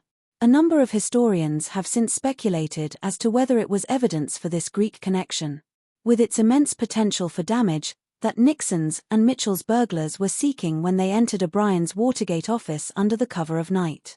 Considerable weight is lent to this view by one salient fact: when the Nixon White House was seeking hush money for the burglars, it turned to Thomas Pappas to provide it. DEMETRACOPOULOS's dangerous knowledge of the secret campaign donations and his incessant lobbying on the Hill and in the press against Nixon's and Kissinger's client regime in Athens drew unwelcome attention to him.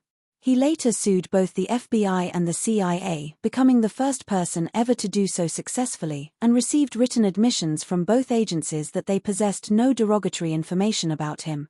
In the course of these suits, he also secured an admission from then FBI Director William Webster that he had been under rather extensive surveillance on and between the following dates, the 9th of November, 1967, and the 2nd of October, 1969, the 25th of August, 1971 and the 14th of March, 1973, and the 19th of February and the 24th of October, 1974. Unaware of the precise extent of this surveillance, DEMETRACOPOULOS had nonetheless more than once found himself brushed by a heavy hand. On the 7th of September, 1971 he was lunching at Washington's fashionable jockey club with Nixon's chief henchman, Murray Schoetener, who told him bluntly, "Lay off Pappas. You can be in trouble. You can be deported. It's not smart politics. You know Tom Pappas is a friend of the president." The next month, on the 27th of October, 1971, DEMETRACOPOULOS was lunching with columnist Robert Novak at the Sans Souci and was threatened by Pappas himself, who came over from an adjacent table to tell him and Novak that he could make trouble for anyone who wanted him investigated. On the preceding 12th July, DEMETRACOPOULOS had testified before the European Subcommittee of the House Foreign Affairs Committee, chaired by Congressman Benjamin Rosenthal of New York, about the influence of Thomas Pappas on U.S. foreign policy and the Athens dictatorship, and vice versa. Before his oral testimony could be printed, a Justice Department agent appeared at the subcommittee's office and demanded a copy of the statement. DEMETRACOPOULOS had then, on the 17th of September, furnished a memorandum on Pappas's activities to the same subcommittee.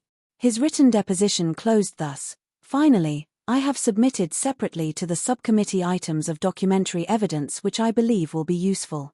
This statement, wrote Roland Evans and Robert Novak in their syndicated column, caused extreme nervousness in the Nixon White House. Later disclosures have accustomed us to the part mafioso and part banana republic atmosphere in Washington during those years. It was still very shocking for DEMETRACOPOULOS to receive a letter from Ms. Louise Gore. Ms. Gore has since become more celebrated as the cousin of Vice President Albert Gore and the proprietress of the Fairfax Hotel in Washington, D.C., where the boy politician grew up. She was then quite celebrated in her own right, as a Republican state senator from Maryland, and as the woman who introduced Spiro Agnew to Richard Nixon. She was a close friend of Attorney General Mitchell, and had been appointed as Nixon's representative to UNESCO. DEMETRACOPOULOS lived, along with many congressmen and political types, as a tenant of an apartment in her hotel. He had also been a friend of hers since 1959. On the 24th of January, 1972 she wrote to him, "Dear Elias, I went to Paul Mester's, luncheon for Martha Mitchell yesterday and sat next to John. He is furious at you and your testimony against Pappas. He kept threatening to have you deported. At first I tried to ask him if he had any reason to think you could be deported and he didn't have any answer, but then tried to counter by asking me what I knew about you and why we were friends. It really got out of hand. It was all he'd talk about during lunch and everyone at the table was listening. Among those present at the table were George Bush, then ambassador to the United Nations, and numerous other diplomats. The Attorney General's lack of restraint and want of tact, on such an occasion and at the very table of legendary hostess Paul Mester, were clearly symptomatic of a considerable irritation, even rage. I have related this background in order to show that DEMETRACOPOULOS was under surveillance, that he possessed information highly damaging to an important Nixon-Kissinger client regime, and that his identity was well known to those in power, in both Washington and Athens. The United States ambassador in Athens at the time was Henry Tasker, a Nixon and Kissinger crony with a very lenient attitude to the dictatorship. He later testified to a closed session of Congress that he had known of the 1968 payments by the Greek secret police to the Nixon campaign. In July 1971, shortly after DEMETRACOPOULOS testified before Congressman Rosenthal's subcommittee, Tasker had sent a 4-page secret cable from Athens. It began, "For some time I have felt that Elias DEMETRACOPOULOS is head of a well-organized conspiracy which deserves serious investigation. We have seen how effective he has been in combating our present policy in Greece. His aim is to damage our relations with Greece, loosen our NATO alliance and weaken the US security position in the Eastern Mediterranean. This was certainly taking DEMETRACOPOULOS seriously. So was the closing paragraph, which read as follows. I am therefore bringing the matter to your personal attention in the hope that a way will be found to step up an investigation of DEMETRACOPOULOS to identify his sponsors, his sources of funds, his intentions, his methods of work and his fellow conspirators. I bring this matter to your attention now, believing that as an alien resident in the United States it may be possible to submit him to the kind of searching and professional FBI investigation which would lift some of the mystery. The cable was addressed, as is usual from an ambassador, to Secretary of State William Rogers. Yet it was also addressed, highly unusually, to Attorney General John Mitchell. But Mitchell, as we have seen, was the only Attorney General ever to serve on Henry Kissinger's Supervisory 40 Committee, which oversaw covert operations. The State Department duly urged that the Department of Justice do everything possible to see if we can make a foreign agent's case, or any kind of a case for that matter against DEMETRACOPOULOS. Of course, as was later admitted, these investigations turned up nothing. The influence wielded by DEMETRACOPOULOS did not derive from any sinister source or nexus.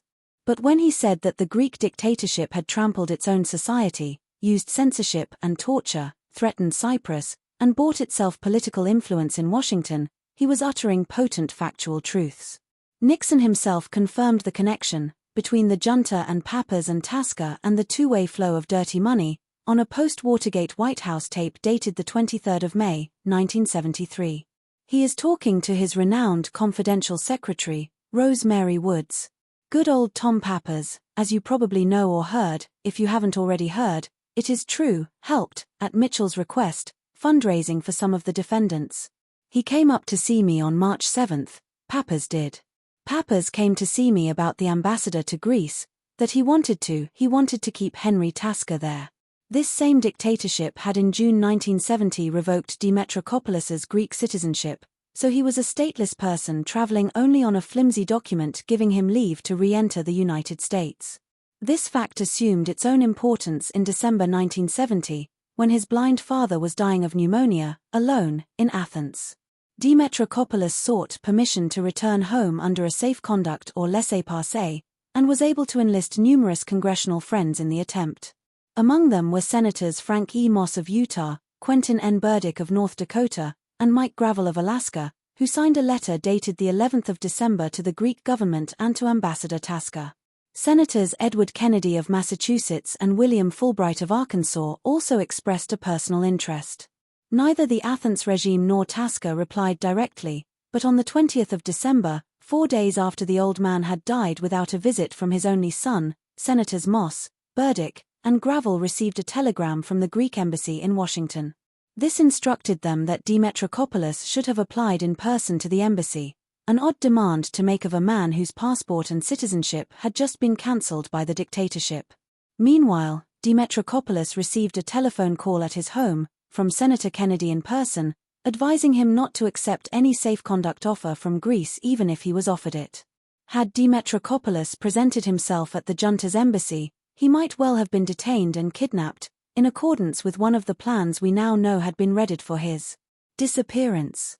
Of course, such a scheme would have been extremely difficult to carry out in the absence of some cooperation, at least a blind eye, from local U.S. intelligence officials. Declassified cable traffic between Ambassador Tasker in Athens and Kissinger's deputy Joseph Sisko at the State Department shows that Senator Kennedy's misgivings were amply justified. In a cable dated the 14th of December from Sisko to Tasker, the ambassador was told, if GOG. Government of Greece permits DEMETRACOPOULOS to enter, quite clearly we must avoid being put in a position of guaranteeing any assurances that he may have of being able to depart. Concurring with this extraordinary statement, Tasker added that there was a possibility of Senator Gravel attending the funeral of DEMETRACOPOULOS Sr. Elias, wrote the ambassador, undoubtedly hopes to exploit Senator's visit by providing some way of proving that conditions here are as repressive as he has been representing them to be. He could even try to arrange for some manifestation of violence, such as a small bomb. The absurdity of this DEMETRACOPOULOS had no record whatever of the advocacy or practice of violence, as Tasker subconsciously recognized by making the hypothetical bomb a small one also has its sinister side. Suggested here is just the sort of alibi or provocation or pretext that the junta might need for a frame-up, or to cover up a disappearance. The entire correspondence reeks of the unspoken priorities of both the embassy and the State Department, which reflect their contempt for elected United States senators, their dislike of dissent, and their need to gratify a group of Greek gangsters who are now rightly serving terms of life imprisonment. Now look again at the computer index disgorged, after years of litigation, from Kissinger's NSC files. It bears the date of the 18th of December, 1970 and appears to apprise Senators Moss, Burdick and Gravel that DEMETRACOPOULOS had met his end in an Athens prison. Was this a contingency plan? A cover story? As long as Dr. Kissinger maintains his stubborn silence, and the control over his private state papers, it will be impossible to determine. The same applies to the second attempt on Mr. DEMETRACOPOULOS of which we have knowledge. Having avoided the trap that seems to have been set for him in 1970, DEMETRACOPOULOS kept up his fusillade of leaks and disclosures, aimed at discrediting the Greek junta and embarrassing its American friends. He also became an important voice warning of the junta's designs on the independence of Cyprus and of U.S. indifference to, or complicity in, that policy. In this capacity, discussed in detail in Chapter 7, he became a source of annoyance to Henry Kissinger. This can be established without difficulty. In a briefing paper presented to President Gerald Ford in October 1974, there are references to a trace paper about DEMETRACOPOULOS, to the derogatory blind memo about him, and to the long Kissinger memo on him. Once again, and despite repeated requests from lawyers, Kissinger has declined to answer any queries about the whereabouts of these papers, or shed any light on their contents. However, his National Security Council asked the FBI to amass any information that might discredit DEMETRACOPOULOS, and between 1972 and 1974, according to papers since declassified, the Bureau furnished Kissinger with slanderous and false material concerning, among other things, a romance which DEMETRACOPOULOS was allegedly conducting with a woman now dead, and a supposed relationship between him and Daniel Ellsberg, leaker of the celebrated Pentagon Papers, a man he has never met. This might seem trivial, were it not for the memoirs of Constantine Panayiotikos, the ambassador of the Greek junta to Washington, D.C. Arriving to take up his post in February 1974, as the ambassador wrote in his later memoirs, entitled In the First Line of Defense, I was informed about some plans to kidnap and transport Elias DEMETRACOPOULOS to Greece, plans which reminded me of KGB methods. On the 29th of May a document was transmitted to me from Angelos Vlachos, Secretary General of the Foreign Ministry, giving the views of the United States Ambassador Henry Tasker, which he agreed with, about the most efficient means of dealing with the conspiracies and the whole activity of DEMETRACOPOULOS. Tasker's views are included in a memorandum of conversation with the Foreign Minister Spiridon Tetines of the 27th of May. Finally, another brilliant idea of the most brilliant members of the Foreign Ministry in Athens, transmitted to me on the 12th of June, was for me to seek useful advice on the extermination of Elias DEMETRACOPOULOS from George Churchill, director of the Greek desk at the State Department, who was one of his most vitriolic enemies, italics added. In Greek, the italicized word above is exudeterosi. It is pretty strong. It is usually translated as extermination, though elimination might be an alternative rendering.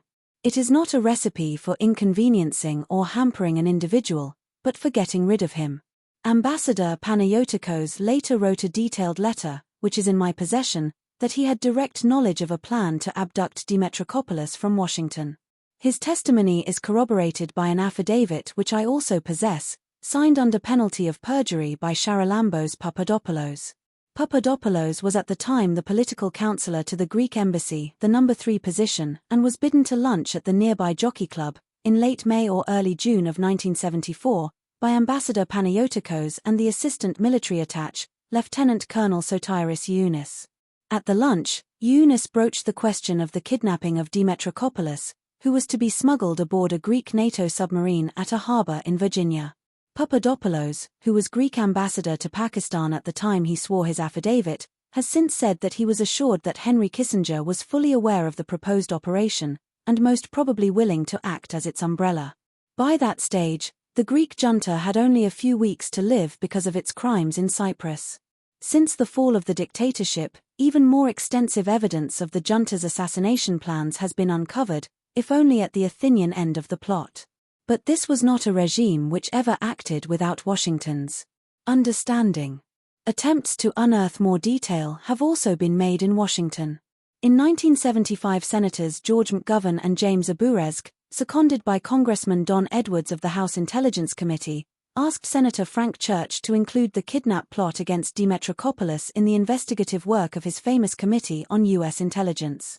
As first reported by the New York Times and then confirmed by Seymour Hersh, Kissinger intervened personally with Church, citing grave but unspecified matters of national security, to have this aspect of the investigation shut down. Some of this may seem fantastic, but we do know that Kissinger was conducting a vendetta against DEMETRACOPOULOS, as was Ambassador Henry Tasker. We do know that Kissinger was involved in high-level collusion with the Greek junta and had advanced knowledge of the plot to assassinate Archbishop Makarios, and we do know that he had used the U.S. Embassy in Chile to smuggle weapons for the contract killing of General René Schneider. The cover story in that case, too, was that the hired goons were only trying to kidnap him. We also know that two clients of Kissinger's 40 Committee, General Pinochet and Colonel Manuel Contreras, made use of the Chilean embassy in Washington to murder the dissident leader Orlando Letelier, not long after being received and flattered, and in one case paid by Kissinger and his surrogates. Thus the DEMETRACOPOULOS story, told here in full for the first time, makes a prima facie case that Henry Kissinger was at least aware of a plan to abduct and interrogate, and almost certainly kill, a civilian journalist in Washington, D.C. In order to be cleared of the suspicion, and to explain the mysterious reference to DEMETRACOPOULOS's death in his own archives, Kissinger need only make those same archives at last accessible or else be subpoenaed to do so. 10. Afterword, the profit margin. In his furious meeting at the State Department on the 18th of December, 1975, shortly after his moment of complicity with the Indonesian generals over East Timor, see pages 101-6, Kissinger makes the following peculiar disavowal. "I don't care if we sell equipment to Indonesia or not. I get nothing from it, I get no rake off." One might have taken it for granted that a serving Secretary of State had no direct interest in the sale of weapons to a foreign dictatorship. Nobody at the meeting had suggested any such thing. How peculiar that Kissinger should deny an allegation that had not been made, answer a question that had not been asked. It isn't possible to state with certainty when Kissinger began to profit personally from his association with the ruling circles in Indonesia, nor can it be definitely asserted that this profit was part of any understanding that originated in 1975. It's just that there is a perfect congruence between Kissinger's Foreign Policy Council and his own business connections. One might call it a harmony of interests, rather than a conflict. 6 years after he left office, Kissinger set up a private consulting firm named Kissinger Associates, which exists to smooth and facilitate contact between multinational corporations and foreign governments. The client list is secret, and contracts with the associates contain a clause prohibiting any mention of the arrangement, but corporate clients include or have included American Express, Shiasen Learman, Arco, Daewoo of South Korea, H.J. Heinz, ITT Lockheed, and Husebusch, the Banca Nazionale del Lavoro, Coca-Cola, Fiat, Revlon, Union Carbide, and the Midland Bank. Kissinger's initial fellow associates were General Brent Scowcroft and Lawrence Eagleburger, both of whom had worked closely with him in the foreign policy and national security branches of government. Numerous instances of a harmony between this firm and Kissinger's policy pronouncements can be cited. The best known is probably that of the People's Republic of China. Kissinger assisted several American conglomerates, notably H.J. Heinz, to gain access to the Chinese market. As it was glowingly phrased by Anthony J.F. O'Reilly, CEO of Heinz, Kissinger and his associates make a real contribution. And we think they are particularly helpful in countries with more centrally planned economies, where the principal players and the dynamics among the principal players are of critical importance. This is particularly true in China, where he is a popular figure and is viewed with particular respect. On China, basically, we were well on our way to establishing the baby food presence there before Henry got involved. But once we decided to move, he had practical points to offer, such as on the relationship between Taiwan and Beijing. He was helpful in seeing that we did not take steps that would not have been helpful in Beijing. His relevance obviously varies from market to market, but is probably at his best in helping with contacts in that shadowy world where that counts. The Chinese term for this zone of shadowy transactions is Guan 11. In less judgmental American speech, it would probably translate as access or influence peddling. Selling baby food in China may seem innocuous enough, but when the Chinese regime turned its guns and tanks on its own children in Tiananmen Square in 1989, it had no more staunch defender than Henry Kissinger. Arguing very strongly against sanctions, he wrote that China remains too important for America's national security to risk the relationship on the emotions of the moment. Taking the Deng Xiaoping view of the democratic turbulence, and even the view of those we now suppose to have pressed Deng from the right, he added, no government in the world would have tolerated having the main square of its capital occupied for 8 weeks by tens of thousands of demonstrators. Of course, some governments would have found a way to meet with the leaders of those demonstrators. It is perhaps just as well that Kissinger's services were not retained by the Stalinist regimes of Romania, Czechoslovakia, and East Germany, which succumbed to just such public insolence later in the same year. Nor was Kissinger's influence peddling confined to Heinz's nutritious products. He assisted Atlantic Richfield Arco to market oil deposits in China. He helped ITT, a corporation which had once helped him to overthrow the elected government of Chile, to hold a path-breaking board meeting in Beijing, and he performed similar services for David Rockefeller and the Chase Manhattan Bank, which held an international advisory committee meeting in the Chinese capital and met with Deng himself. 6 months before the massacre in Tiananmen Square, Kissinger set up a limited investment partnership named China Ventures, of which he personally was chairman, CEO, and chief partner. Its brochure helpfully explained that China Ventures involved itself only with projects that enjoy the unquestioned support of the People's Republic of China. The move proved premature. The climate for investment on the Chinese mainland soured after the repression that followed the Tiananmen Square massacres, and the limited sanctions approved by Congress. This no doubt contributed to Kissinger's irritation at the criticism of Deng. But while China Ventures lasted, it drew large commitments from American Express, Coca-Cola, Heinz, and a large mining and extraction conglomerate named Freeport-McMoran, of which more in a moment.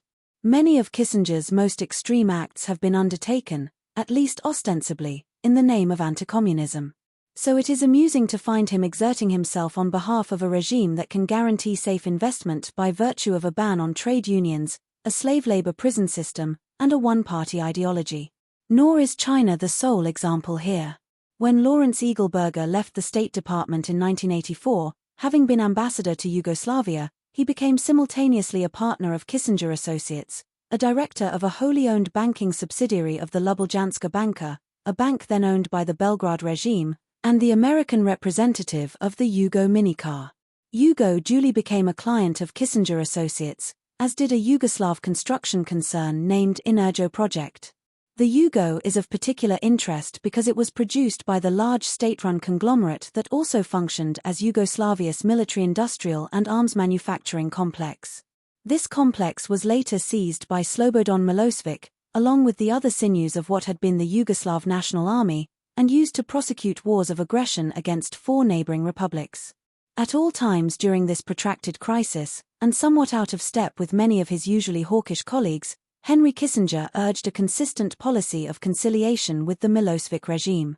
Mr. Eagleburger in due course rejoined the State Department as Deputy Secretary and briefly became Secretary of State. So it goes.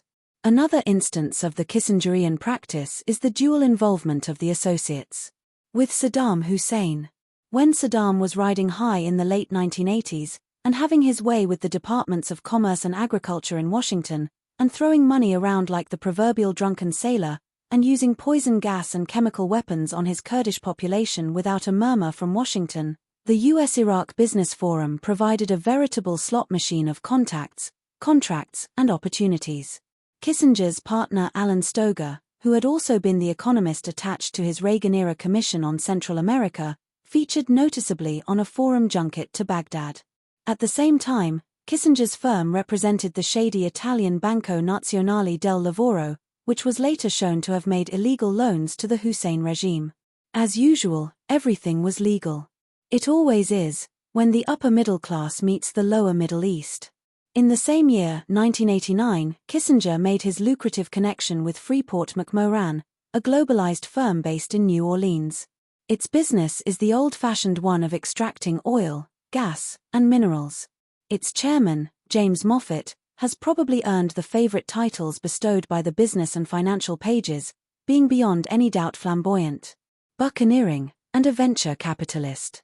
In 1989, Freeport-McMoran paid Kissinger Associates a retainer of $200,000 and fees of $600,000, not to mention a promise of a 2% commission on future earnings.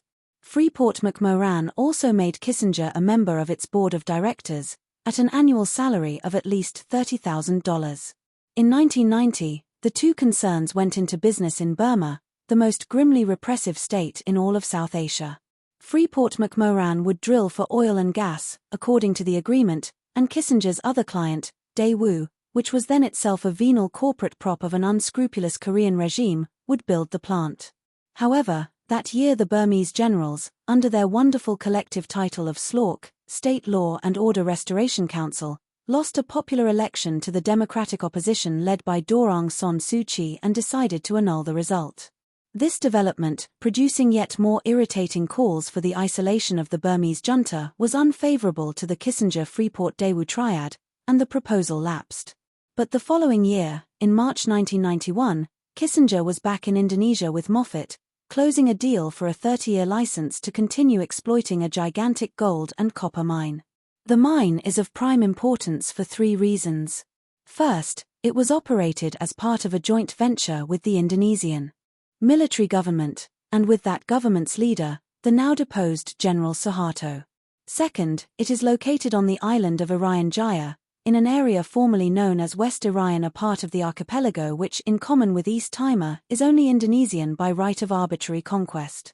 Third, its operations commenced in 1973, 2 years before Henry Kissinger visited Indonesia and helped unleash the Indonesian bloodbath in East Timor while unlocking a flow of weaponry to his future business partners. This could mean no more than the harmony of interest I suggested above. No more, in other words, than a happy coincidence. What is not coincidental is the following. Freeport-McMoran's enormous Graberg mine in Irian Jaya stands accused of creating an environmental and social catastrophe. In October 1995, the Overseas Private Investment Corporation, OPIC, a federal body that exists to help U.S. companies overseas, decided to cancel Freeport-McMoran's investment insurance for political risk. The very element on which Kissinger had furnished soothing assurances in 1991. OPIC concluded that the Graberg mine had created and continues to pose unreasonable or major environmental, health or safety hazards with respect to the rivers that are being impacted by the tailings, the surrounding terrestrial ecosystem, and the local inhabitants. The local inhabitants who came last on that list are the Among Me people, whose protests at the environmental rape, and at working conditions in the mine, were met by Indonesian regular soldiers at the service of Freeport-McMoran, and under the orders of Suharto. In March 1996, large-scale rioting nearly closed the mine at a cost of 4 deaths and many injuries. Freeport-McMoran mounted an intense lobbying campaign in Washington, with Kissinger's help, to get its OPIC insurance reinstated. The price was the creation of a trust fund of $100 million for the repair of the Graberg site after it, and its surrounding ecology, had eventually been picked clean. All of this became moot with the overthrow of the Suharto dictatorship, the detention of Suharto himself, and the unmasking of an enormous nexus of crony capitalism involving him, his family, his military colleagues, and certain favored multinational corporations. This political revolution also restored, at incalculable human cost, the independence of East Timor. There was even a suggestion of a war crimes inquiry and a human rights tribunal, to settle some part of the account for the years of genocide and occupation. Once again, Henry Kissinger has had to scan the news with anxiety, and wonder whether even worse revelations are in store for him. It will be a national and international disgrace if the answer to this question is left to the pillaged and misgoverned people of Indonesia, rather than devolving onto a United States Congress that has for so long shirked its proper responsibility. The subject awaits its magistrate. 11. Law and Justice. Although one could do no more than deplore a number of slaughtered children, there was in existence means of preventing one particular aspect of the principle of expediency from doing too much damage. Most international criminals were beyond the reach of man-made laws. Demetrius happened to be within reach of one law. He had committed at least 2 murders and had therefore broken the law as surely as if he had been starving and had stolen a loaf of bread. Eric Ambler, The Mask of Demetrius. As Henry Kissinger now understands, there are increasingly noticeable rents and tears in the cloak of immunity that has shrouded him until now. Recent evolutions in national and international law have made his position an exposed and, indeed, a vulnerable one. For convenience, the distinct areas of law may be grouped under 4 main headings. 1. International human rights law. This comprises the grand and sonorous covenants on the rights of the individual in relation to the state. It also protects the individual from other actors in the international community who might violate those rights. Following from the French Revolution's Declaration of the Rights of Man. International human rights law holds that political associations are legitimate only insofar as they preserve the dignity and well-being of individuals, a view that challenges the realpolitik privilege given to the national interest.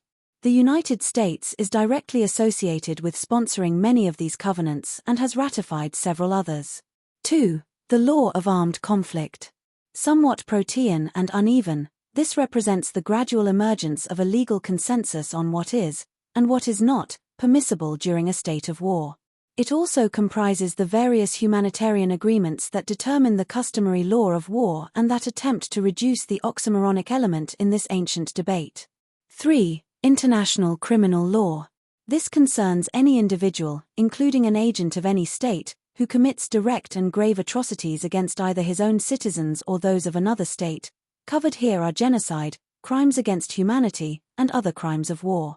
The Rome Statute, which also establishes an international criminal court for the trial of individuals, including governmental offenders, is the codified summa of this law as revised and updated since the Nuremberg precedent.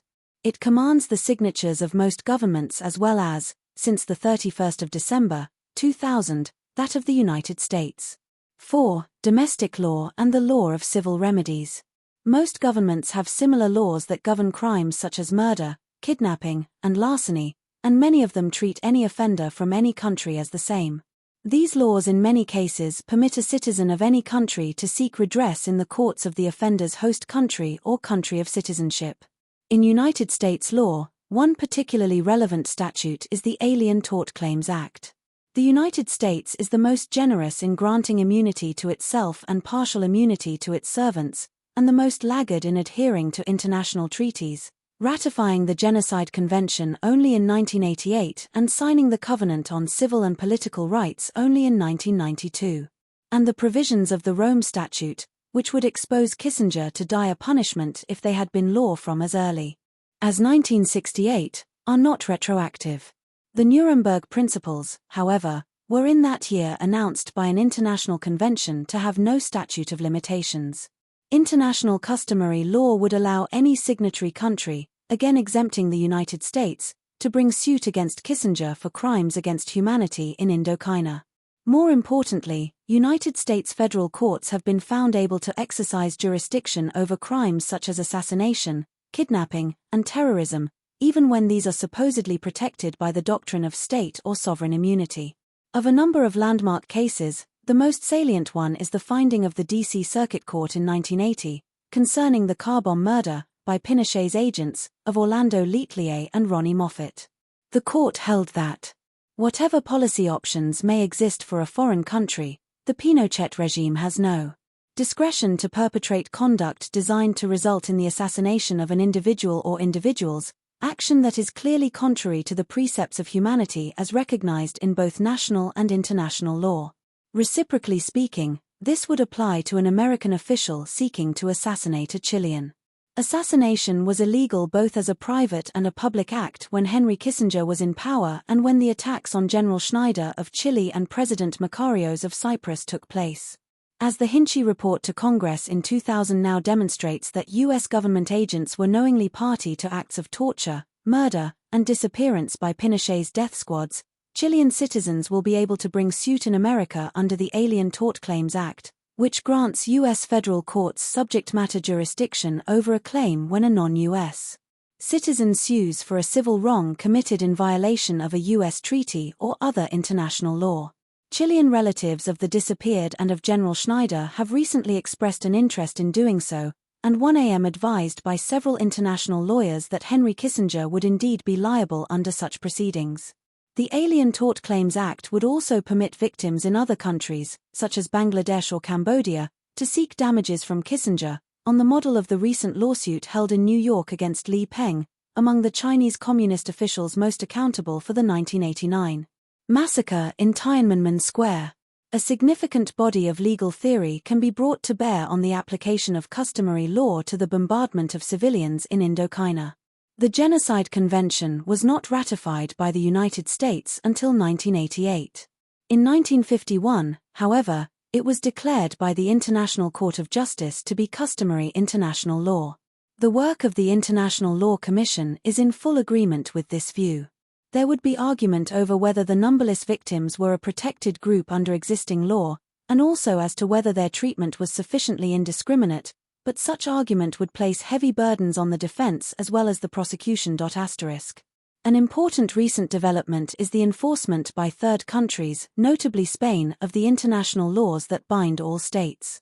Baltasar Garzón, the Spanish judge who initiated the successful prosecution of General Pinochet, has also secured the detention in Mexico of the Argentine torturer Ricardo Miguel Cavallo, who is now held in prison awaiting extradition.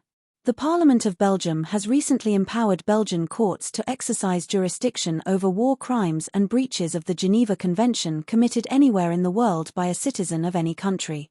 This practice, which is on the increase, has at minimum the effect of limiting the ability of certain people to travel or to avoid extradition. The Netherlands, Switzerland, Denmark, and Germany have all recently employed the Geneva Conventions to prosecute war criminals for actions committed against non-nationals by non-nationals. The British House of Lords' decision in the matter of Pinochet has also decisively negated the defence of sovereign immunity for acts committed by a government or by those following a government's orders. This has led in turn to Pinochet's prosecution in his own country. There remains the question of American law. Kissinger himself admits, see page 105, that he knowingly broke the law in continuing to supply. *C, especially Nicole Barrett, holding individual leaders responsible for violations of customary international law, Columbia Human Rights Law Review, Spring 2001. American weapons to Indonesia, which in turn used them to violate the neutrality of a neighboring territory and to perpetrate gross crimes against humanity. Kissinger also faces legal trouble over his part in the ethnic cleansing of the British colonial island of Diego Garcia in the early 1970s, when indigenous inhabitants were displaced to make room for a United States military base. Lawyers for the Chagos Islanders have already won a judgment in the British courts on this matter, which now moves to a hearing in the United States. The torts cited are forced relocation, torture, and genocide. In this altered climate, the United States faces an interesting dilemma. At any moment, one of its most famous citizens may be found liable for terrorist actions under the Alien Tort Claims Act, or may be subject to an international request for extradition, or may be arrested if he travels to a foreign country, or may be cited for crimes against humanity by a court in an allied nation. The non-adherence by the United States to certain treaties and its reluctance to extradite make it improbable that American authorities would cooperate with such actions, though this would gravely undermine the righteousness with which Washington addresses other nations on the subject of human rights. There is also the option of bringing Kissinger to justice in an American court with an American prosecutor. Again, the contingency seems a fantastically remote one, but, again, the failure to do so would expose the country to a much more obvious charge of double standards than would have been apparent even 2 years ago. The burden therefore rests with the American legal community and with the American human rights lobbies and non-governmental organizations. They can either persist in averting their gaze from the egregious impunity enjoyed by a notorious war criminal and lawbreaker, or they can become seized by the exalted standards to which they continually hold everyone else. The current state of suspended animation, however, cannot last. If the courts and lawyers of this country will not do their duty, we shall. Watch as the victims and survivors of this man pursue justice and vindication in their own dignified and painstaking way, and at their own expense, and we shall be put to shame. Appendix I. A fragrant fragment. I am taking the liberty of reproducing a correspondence, initially between Henry Kissinger and myself, which began in the New York Times Book Review in the fall of the year 2000.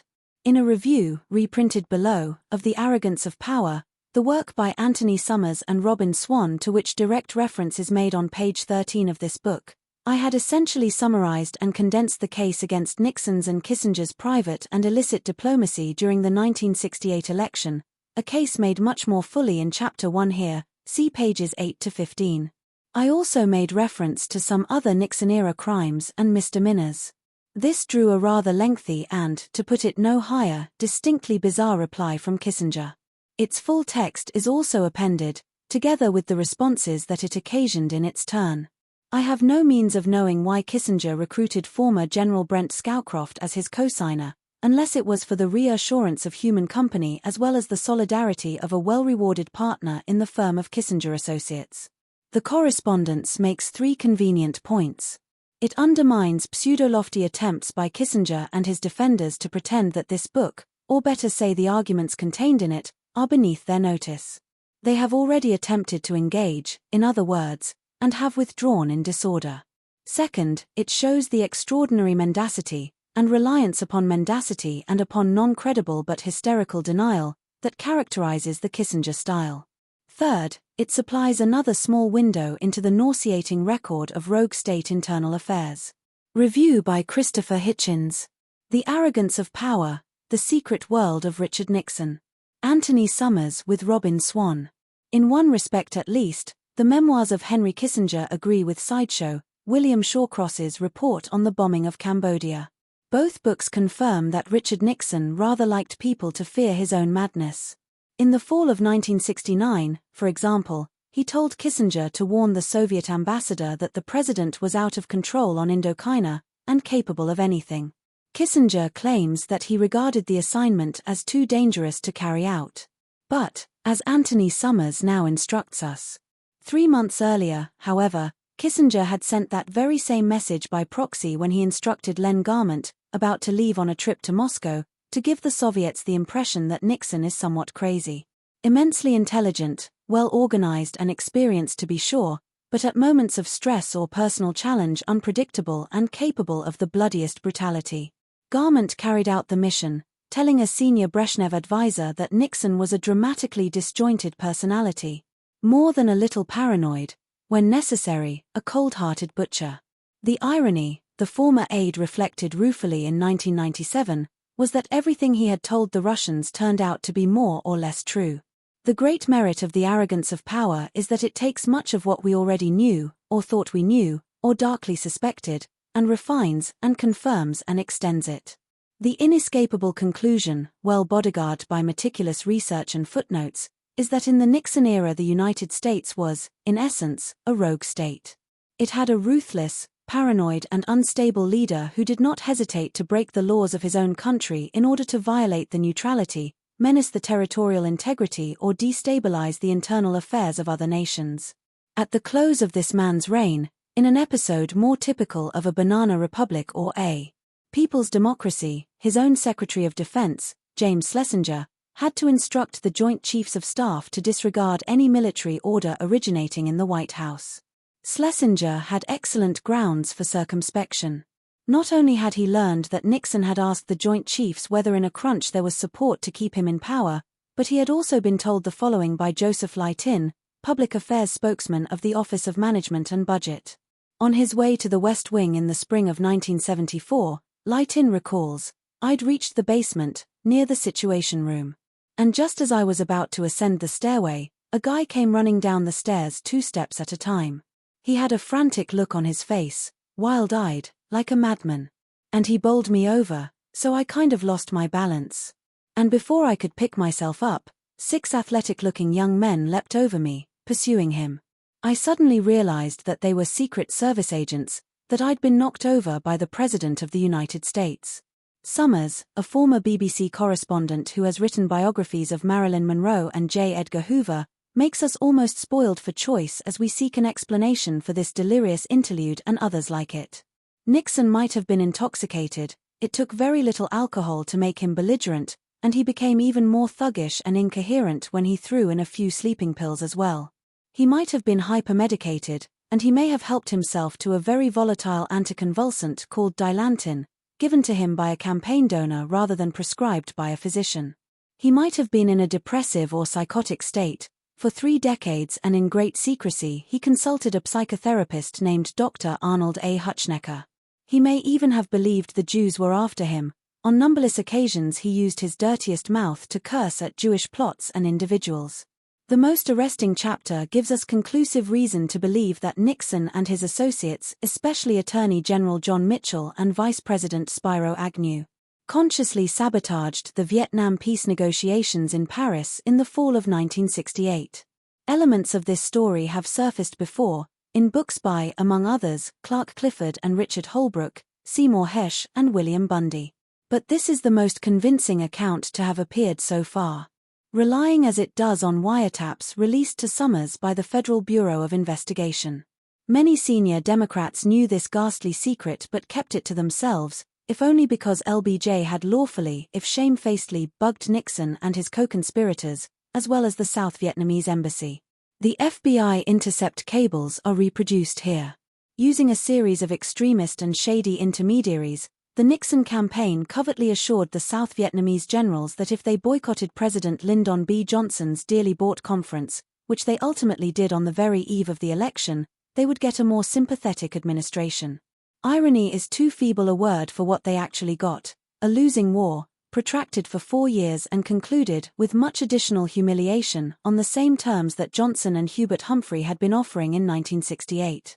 Summers has spoken to all the surviving participants, including the dramatic go-between figure of Anna Chennault, who now regards even herself as one of those betrayed by this foul deal. Almost half the names on that wall in Washington are inscribed with a date after Nixon and Kissinger took office. We still cringe from counting the number of Vietnamese, Laotians and Cambodians. Nixon's illegal and surreptitious conduct not only prolonged an awful war but also corrupted and subverted a crucial presidential election. The combination must make it the most wicked action in American history. Summers speculates that fear of disclosure might supply the motive for the Watergate burglary, an element in the tainting of yet a second election. Again, though, he spoils us for choice. If Nixon's mobsters were not looking for Democratic opposition research on the 1968 treason, they were looking for evidence that the Democrats either knew about bribes to the president from Howard Hughes or, much more probably, that they knew about secret subventions paid to Nixon and Agnew by the Greek military dictatorship. Nice choices, you will agree. It has taken some effort to narrow them down to those tasteful 3, with a side bet on a prostitution racket that would have implicated both major parties. For connoisseurs, there is more detail about the shenanigans of Nixon's crony, Bebe Rebozo, in the Bahamas, about underhand dealing with the mafia in Cuba, and about the slow public martyrdom of Mrs. Nixon, who, Summers says, may have been a victim of physical as well as mental cruelty. Too often for my taste, Summers employs the weasel word. Reportedly, which ought to be banned. But he usually goes no farther than his evidence. And 2 serious and consistent themes assert themselves. Richard Nixon was able, time and again, to employ overseas entanglements to make end runs around American democracy. Short of money, the Shah, or the Greek junta, or some friendly but inconvenienced multinational, will provide the dough, redeemable in arms trades or rakeoffs or an imaginative new line on human rights. Stuck for an issue? Embrace the very despots, Brezhnev or Mao, whose demonization has fueled your career thus far. Polls narrowing? Sell your own country by conducting off-the-record 2-track diplomacy with tinpot clients, as in 1968. The second theme involves an attraction to violence that perhaps only Hutschnecker's posthumous notes will explain. Like many law and order types, Nixon had a relish for rough stuff and police provocation. He seems to have helped encourage the mayhem that both disfigured and transfigured his tour of Latin America as vice president in 1958. As president, he can be heard on tape agreeing to the employment of Teamster bullies to batter anti-war demonstrators. Yeah, they've got guys who'll go in and knock their heads off. This is the same duplicitous, gloating, insecure man who embellished his own mediocre war record in order to run for Congress, who adored obscene talk but was a poor hand with the fair sex, and who affected clothcoat austerity while dabbling all his life in slush funds. A small man who claimed to be for the little guy, but was at the service of the fat cats. A pseudo-intellectual who hated and resented the real thing. Summers has completed the work of many predecessors, and made the task of his successors very difficult. In the process, he has done an enormous service by describing, to the citizens of a nation founded on law and right, the precise obscenity of that moment when the jutting jaw of a would-be Caesar collapses into the slobbering underlip of a weak and self-pitying king. In defense of Nixon. To the editor. We would like to raise some questions of fact about Christopher Hitchens's tendentious account of a tendentious book, Anthony Summers's Arrogance of Power, October 8. 1. Neither of us was associated with Richard Nixon during the 1968 election campaign, but the allegations that he blocked a Johnson administration Vietnam peace initiative remain, in our view, allegations unsubstantiated by persuasive evidence. In any case, the record shows that the South Vietnamese foot-dragging, alleged to be at the behest of Nixon underlings, even if the account were true, could not have had the consequences that Summers claims. The expanded Paris peace talks began in early November, and any delay was therefore very brief. Nixon, as president-elect and at the peak of his leverage, encouraged President Nguyen Van Thieu of South Vietnam to cooperate with the Johnson administration. Moreover, if the issue is political motivation, any discussion of this question has to begin with the indications from Soviet archives that Soviet leaders were led to believe that a main motive of rushing the bombing halt and peace talks was to get Hubert Humphrey elected. 2. It also needs to be borne in mind that the expanded Paris talks, once they began, were about procedure, not substance. Those talks immediately deadlocked, not on the substance of how to end the war but on whether the Viet Cong guerrillas should have the same status at the table as the government of South Vietnam. No substantive proposal of any kind was put forward by the Johnson administration. It is therefore nonsense to assert that Nixon in 1972 achieved no better terms than what Lyndon Johnson was offering in 1968. Hanoi rejected compromise terms until 1972. 3. The reviewer plays the usual numbers game with American soldiers killed in action, claiming that nearly half occurred on Nixon's watch. 1/3 would be more nearly accurate. But that is not the essence of the misrepresentation. When Nixon came into office, America had already suffered 36,000 soldiers killed in action. Of the 20,000 killed in the Nixon period, 12,000 occurred in the first year before any new policy could take effect, 9,000. In the first 6 months, clear legacies of the previous administration. When Nixon came in, American soldiers killed in action had run at an average rate of 1,500 per month for a year. At the end of his first term, they had been reduced to 50 per month. When Nixon entered office, American troops in Vietnam stood at 525,000 and were still increasing according to plans made in the Johnson administration. In 1972, they had been reduced to 25,000. 4. The Nixon administration concluded the first Strategic Arms Control Agreement and the first agreement banning biological weapons, opened relations with China, ended the decades-long crisis over Berlin, launched the Arab-Israeli peace process, and initiated the Helsinki negotiations, generally accepted as weakening the Soviets' control of their satellite empire and fostering German unification. Are these the actions of a rogue leader, as Hitchens calls Nixon? 5. Nixon was a strategist. He did want the notion to get around, as a strategic ploy, that if provoked by a foreign aggressor, he might respond disproportionately. But it is important here to separate the Nixon who sometimes expressed extreme statements to his confidants for dramatic or rhetorical effect and the Nixon who never made a really serious international move without the most careful and cautious analysis. It is laughable to imagine Richard Nixon ordering a domestic coup. Defense Secretary James Schlesinger did apparently in Nixon's last days direct the Joint Chiefs of Staff to ignore orders from their Commander-in-Chief, an unprecedented arrogation of authority. Whatever his motives, Schlesinger never came to either of us, or anyone else, so far as we know, with his concerns and what to do about them. 6. As for the story by Joe Lightin, a close associate of Schlesinger, that a frenetic Nixon came tearing down the stairs 2 at a time, pursued by 6 Secret Service agents, and literally knocked Lightin over, no way. Nixon could not have gone down a set of stairs 2 at a time if his life depended on it. Henry A. Kissinger. New York. Brent Scowcroft. Washington. November 5, 2000. Nixon descending. To the editor. In reading Henry A. Kissinger and Brent Scowcroft's spirited defense of Richard Nixon, Letters, November 5, I was surprised that they felt it necessary in making their case to say I had fabricated the details of my strange encounter with the president. I was there, they weren't. However, they missed the point. Whether the president bowled me over or not is unimportant. I cannot swear that he was descending the stairs 2 at a time, 3 at a time or 1 at a time. All I can say is that the desperate look on his face as he was pursued by the Secret Service agents alarmed me and prompted my call to Defense Secretary James Schlesinger. Because I had direct access to Schlesinger, having worked with him for years, I was able to report the raw details of the incident immediately after it happened. As Kissinger and Scowcroft well know, history cannot be tampered with, and suggesting I lied about my encounter with President Nixon can't change what actually took place. Joe Lightin. Bethesda, Maryland. November 19, 2000. Nixoniana. To the editor. In his and Brent Scowcroft's letter, November 5, former Secretary of State Henry A. Kissinger denied having been associated with Defense Secretary James Schlesinger in directing the Joint Chiefs of Staff to ignore orders from President Richard Nixon. As one who during 1973-75 served on one of the battle staff units, on permanent standby to brief the President and top commanders in the event of a nuclear crisis, I know otherwise.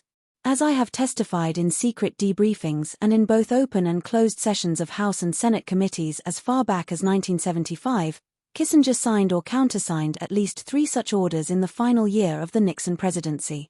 I have so testified under penalty of perjury several times. After the first such order in 1973 signed by Kissinger, the Joint Chiefs demanded that any subsequent ones be countersigned by at least one other Nixon cabinet officer. A second such order, again an instruction not to obey the president until further notice, was signed by Kissinger and, to the best of my recollection, Elliot Richardson. At least one other was jointly signed by Kissinger and Defense Secretary Schlesinger. Such orders were always sent top secret, eyes only, limited distribution, bypassing other traffic. Sometimes they remained in effect for a week, most times only 2 to 4 days. The orders were issued at times of perceived Nixon mental instability. I repeatedly received them in my own hands, as did numerous others serving in sensitive nuclear control positions during that last horrific year of the Nixon presidency. Barry A. Toll. Painesville, Ohio. December 12, 2000. To the editor. The letter by Henry Kissinger and Brent Scowcroft, referring to our Nixon biography, The Arrogance of Power, was an inept barrage. They assert that allegations of Nixonian sabotage of the 1968 Johnson peace effort are unsubstantiated by persuasive evidence, then fail to counter any of our detailed analysis, which includes the recently released record of FBI surveillance conducted on the eve of the election that brought Nixon to power. Kissinger and Scowcroft cite Soviet archival sources, of all things, to insinuate that the Johnson Peace Initiative was just a political ploy to get Hubert Humphrey elected. Any reading of the record of the pivotal White House meetings, available at the Johnson Library, dispels that notion. But even if that had been the case, it would not mitigate the offense indicated by the mass of information suggesting that Nixon did the unconscionable. As an unelected political candidate, he meddled in the government's conduct of highly sensitive peace negotiations. Readers of our book will find that we account, page by page, for our sources, which included more than 1,000 interviews. Had Kissinger granted us an interview, we would have faithfully reported his views on relevant matters. We made 9 written requests over a 2-year period, but he ducked and weaved and never came through. Anthony Summers. Robin Swan. Capuchin, Ireland. December 12, 2000. Unpublished. To the editor. I suppose it is a distinction of some sort to be attacked at such length by Henry Kissinger and, for some reason, his business partner General Brent Scowcroft. It is certainly fascinating to see the evident nervousness with which they approach the allegations I made. The record of Henry Kissinger's underhand involvement with the Nixon presidential campaign of 1968 is so extensively documented by now, including by Nixon himself, that one rubs the bleary eyes to read a denial of it. Neither of us, write the 2 men, was associated. With that campaign, misery is said to love company. I have never bothered to inquire whether General Scowcroft played any part in that unhappy episode, but his own modesty, perhaps disappointment, only serves to put his co-author's credibility in starker contrast with the facts. Mr. Kissinger was hired as Nixon's principal advisor for national security as soon as the election was over, even though the two men had met only once. It was, moreover, Nixon's first appointment. Does Kissinger now deny that this was unconnected to the many surreptitious services performed by him, from Paris, for John Mitchell and for Nixon himself? If so, the flabbergasting denial of established facts would be interesting only insofar as it suggested something hitherto unguessed at, the prickings of an uneasy conscience.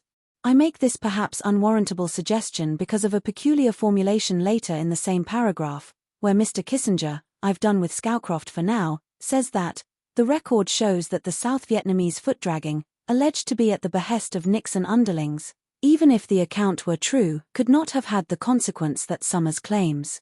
The expanded Paris peace talks began in early November, and any delay was therefore very brief. Nixon, as president-elect and at the peak of his leverage, encouraged President Nguyen Van Thieu of South Vietnam to cooperate with the Johnson administration.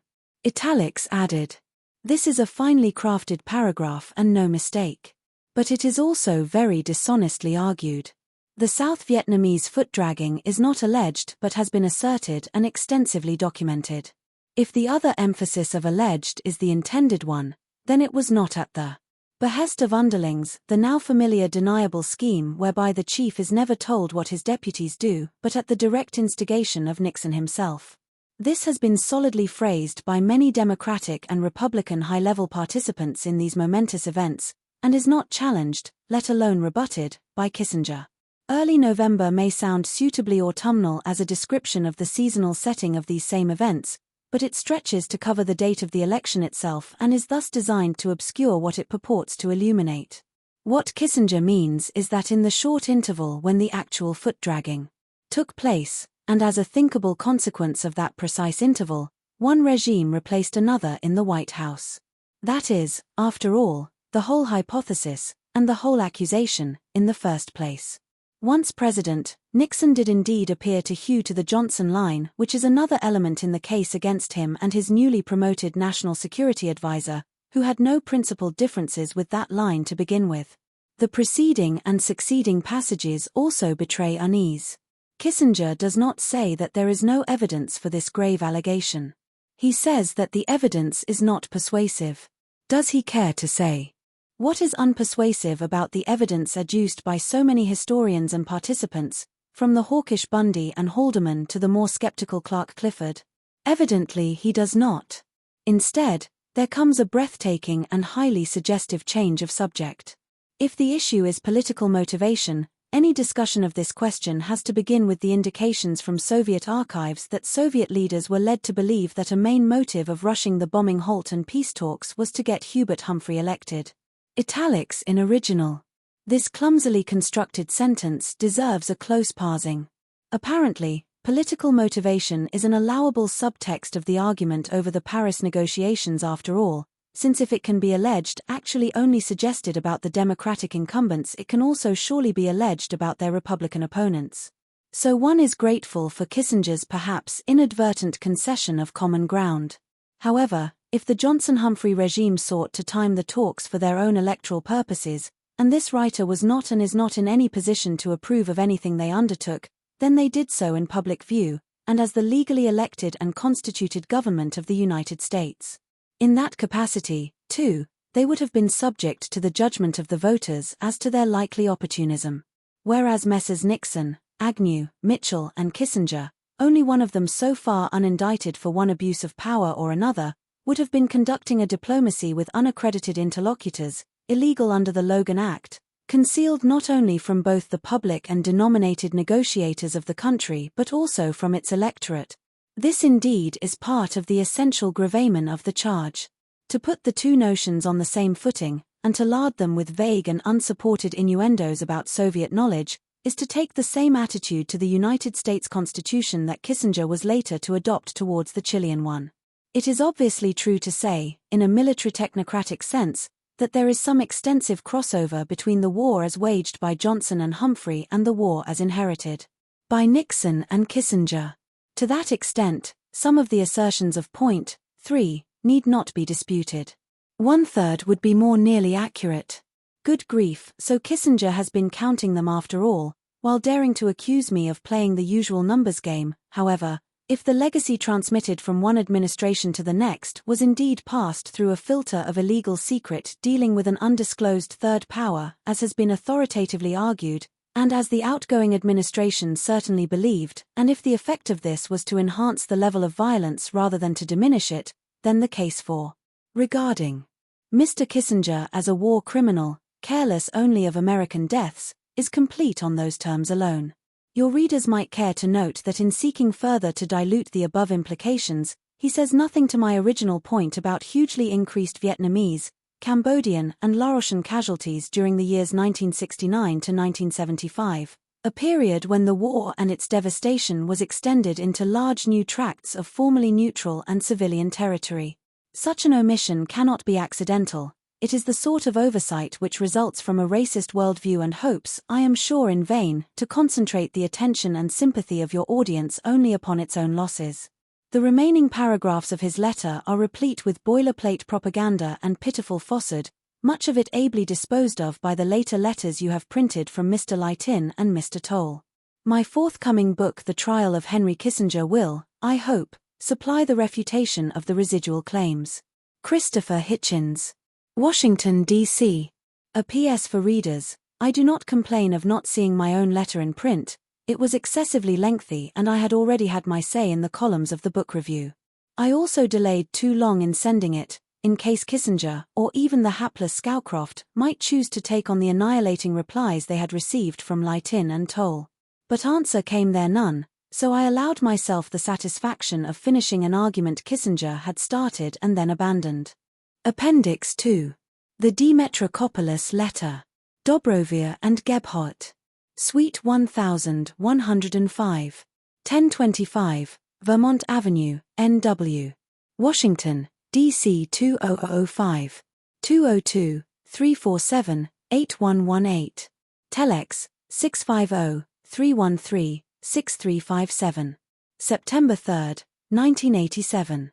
By messenger. Dr. Henry A. Kissinger. Care of James E. Wessner, Esquire. Ginsburg, Feldman, Weil and Bress. Suite 700.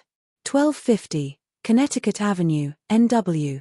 Washington, D.C. 20036. Dear Dr. Kissinger. You will recall correspondence I sent to you, care of your attorney James Wessner, in 1980, concerning NSC documents referring to Elias P. DEMETRACOPOULOS. You never replied to those letters, in particular to the last, October 24, 1980, letter.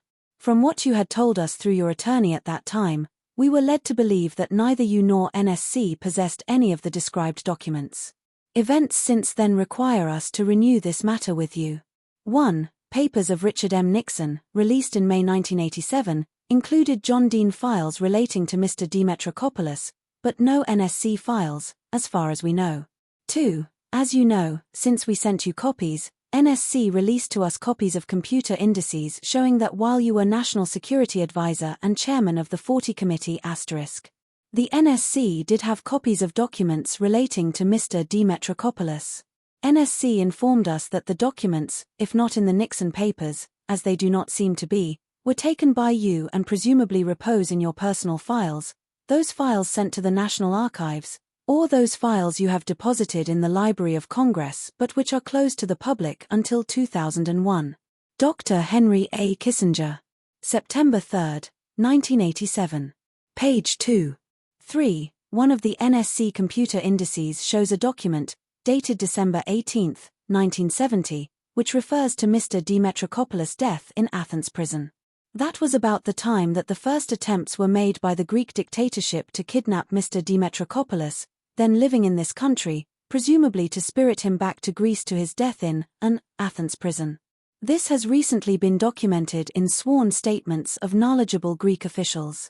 The Senate Select Committee on Intelligence, chaired by the late Senator Frank Church, began investigating the incident in connection with its study of intelligence activities relating to Greece, but, according to committee sources, as reported by Seymour Hersh in his book The Price of Power, you urged the committee to drop the investigation, and it did so. 4. Documents released by the CIA since 1980 refer to briefings for then-President Ford in October 1974. The document refers to a trace paper about Mr. DEMETRACOPOULOS, a derogatory blind memo, and the long Kissinger memo on Elias DEMETRACOPOULOS, left with General Scowcroft. Copies of pertinent documents are enclosed. You should be aware that after a great deal of discussion, correspondence, and congressional investigation, both the FBI and then-Director William Webster and the CIA under the late Director William Casey acknowledged that their information about Mr. DEMETRACOPOULOS. A copy of a document is enclosed. We cannot help but assume that you possess at least a copy of the long Kissinger memo on Mr. DEMETRACOPOULOS, and you may also possess copies of the trace paper and the derogatory blind memo. Dr. Henry A. Kissinger. September 3, 1987, page 3.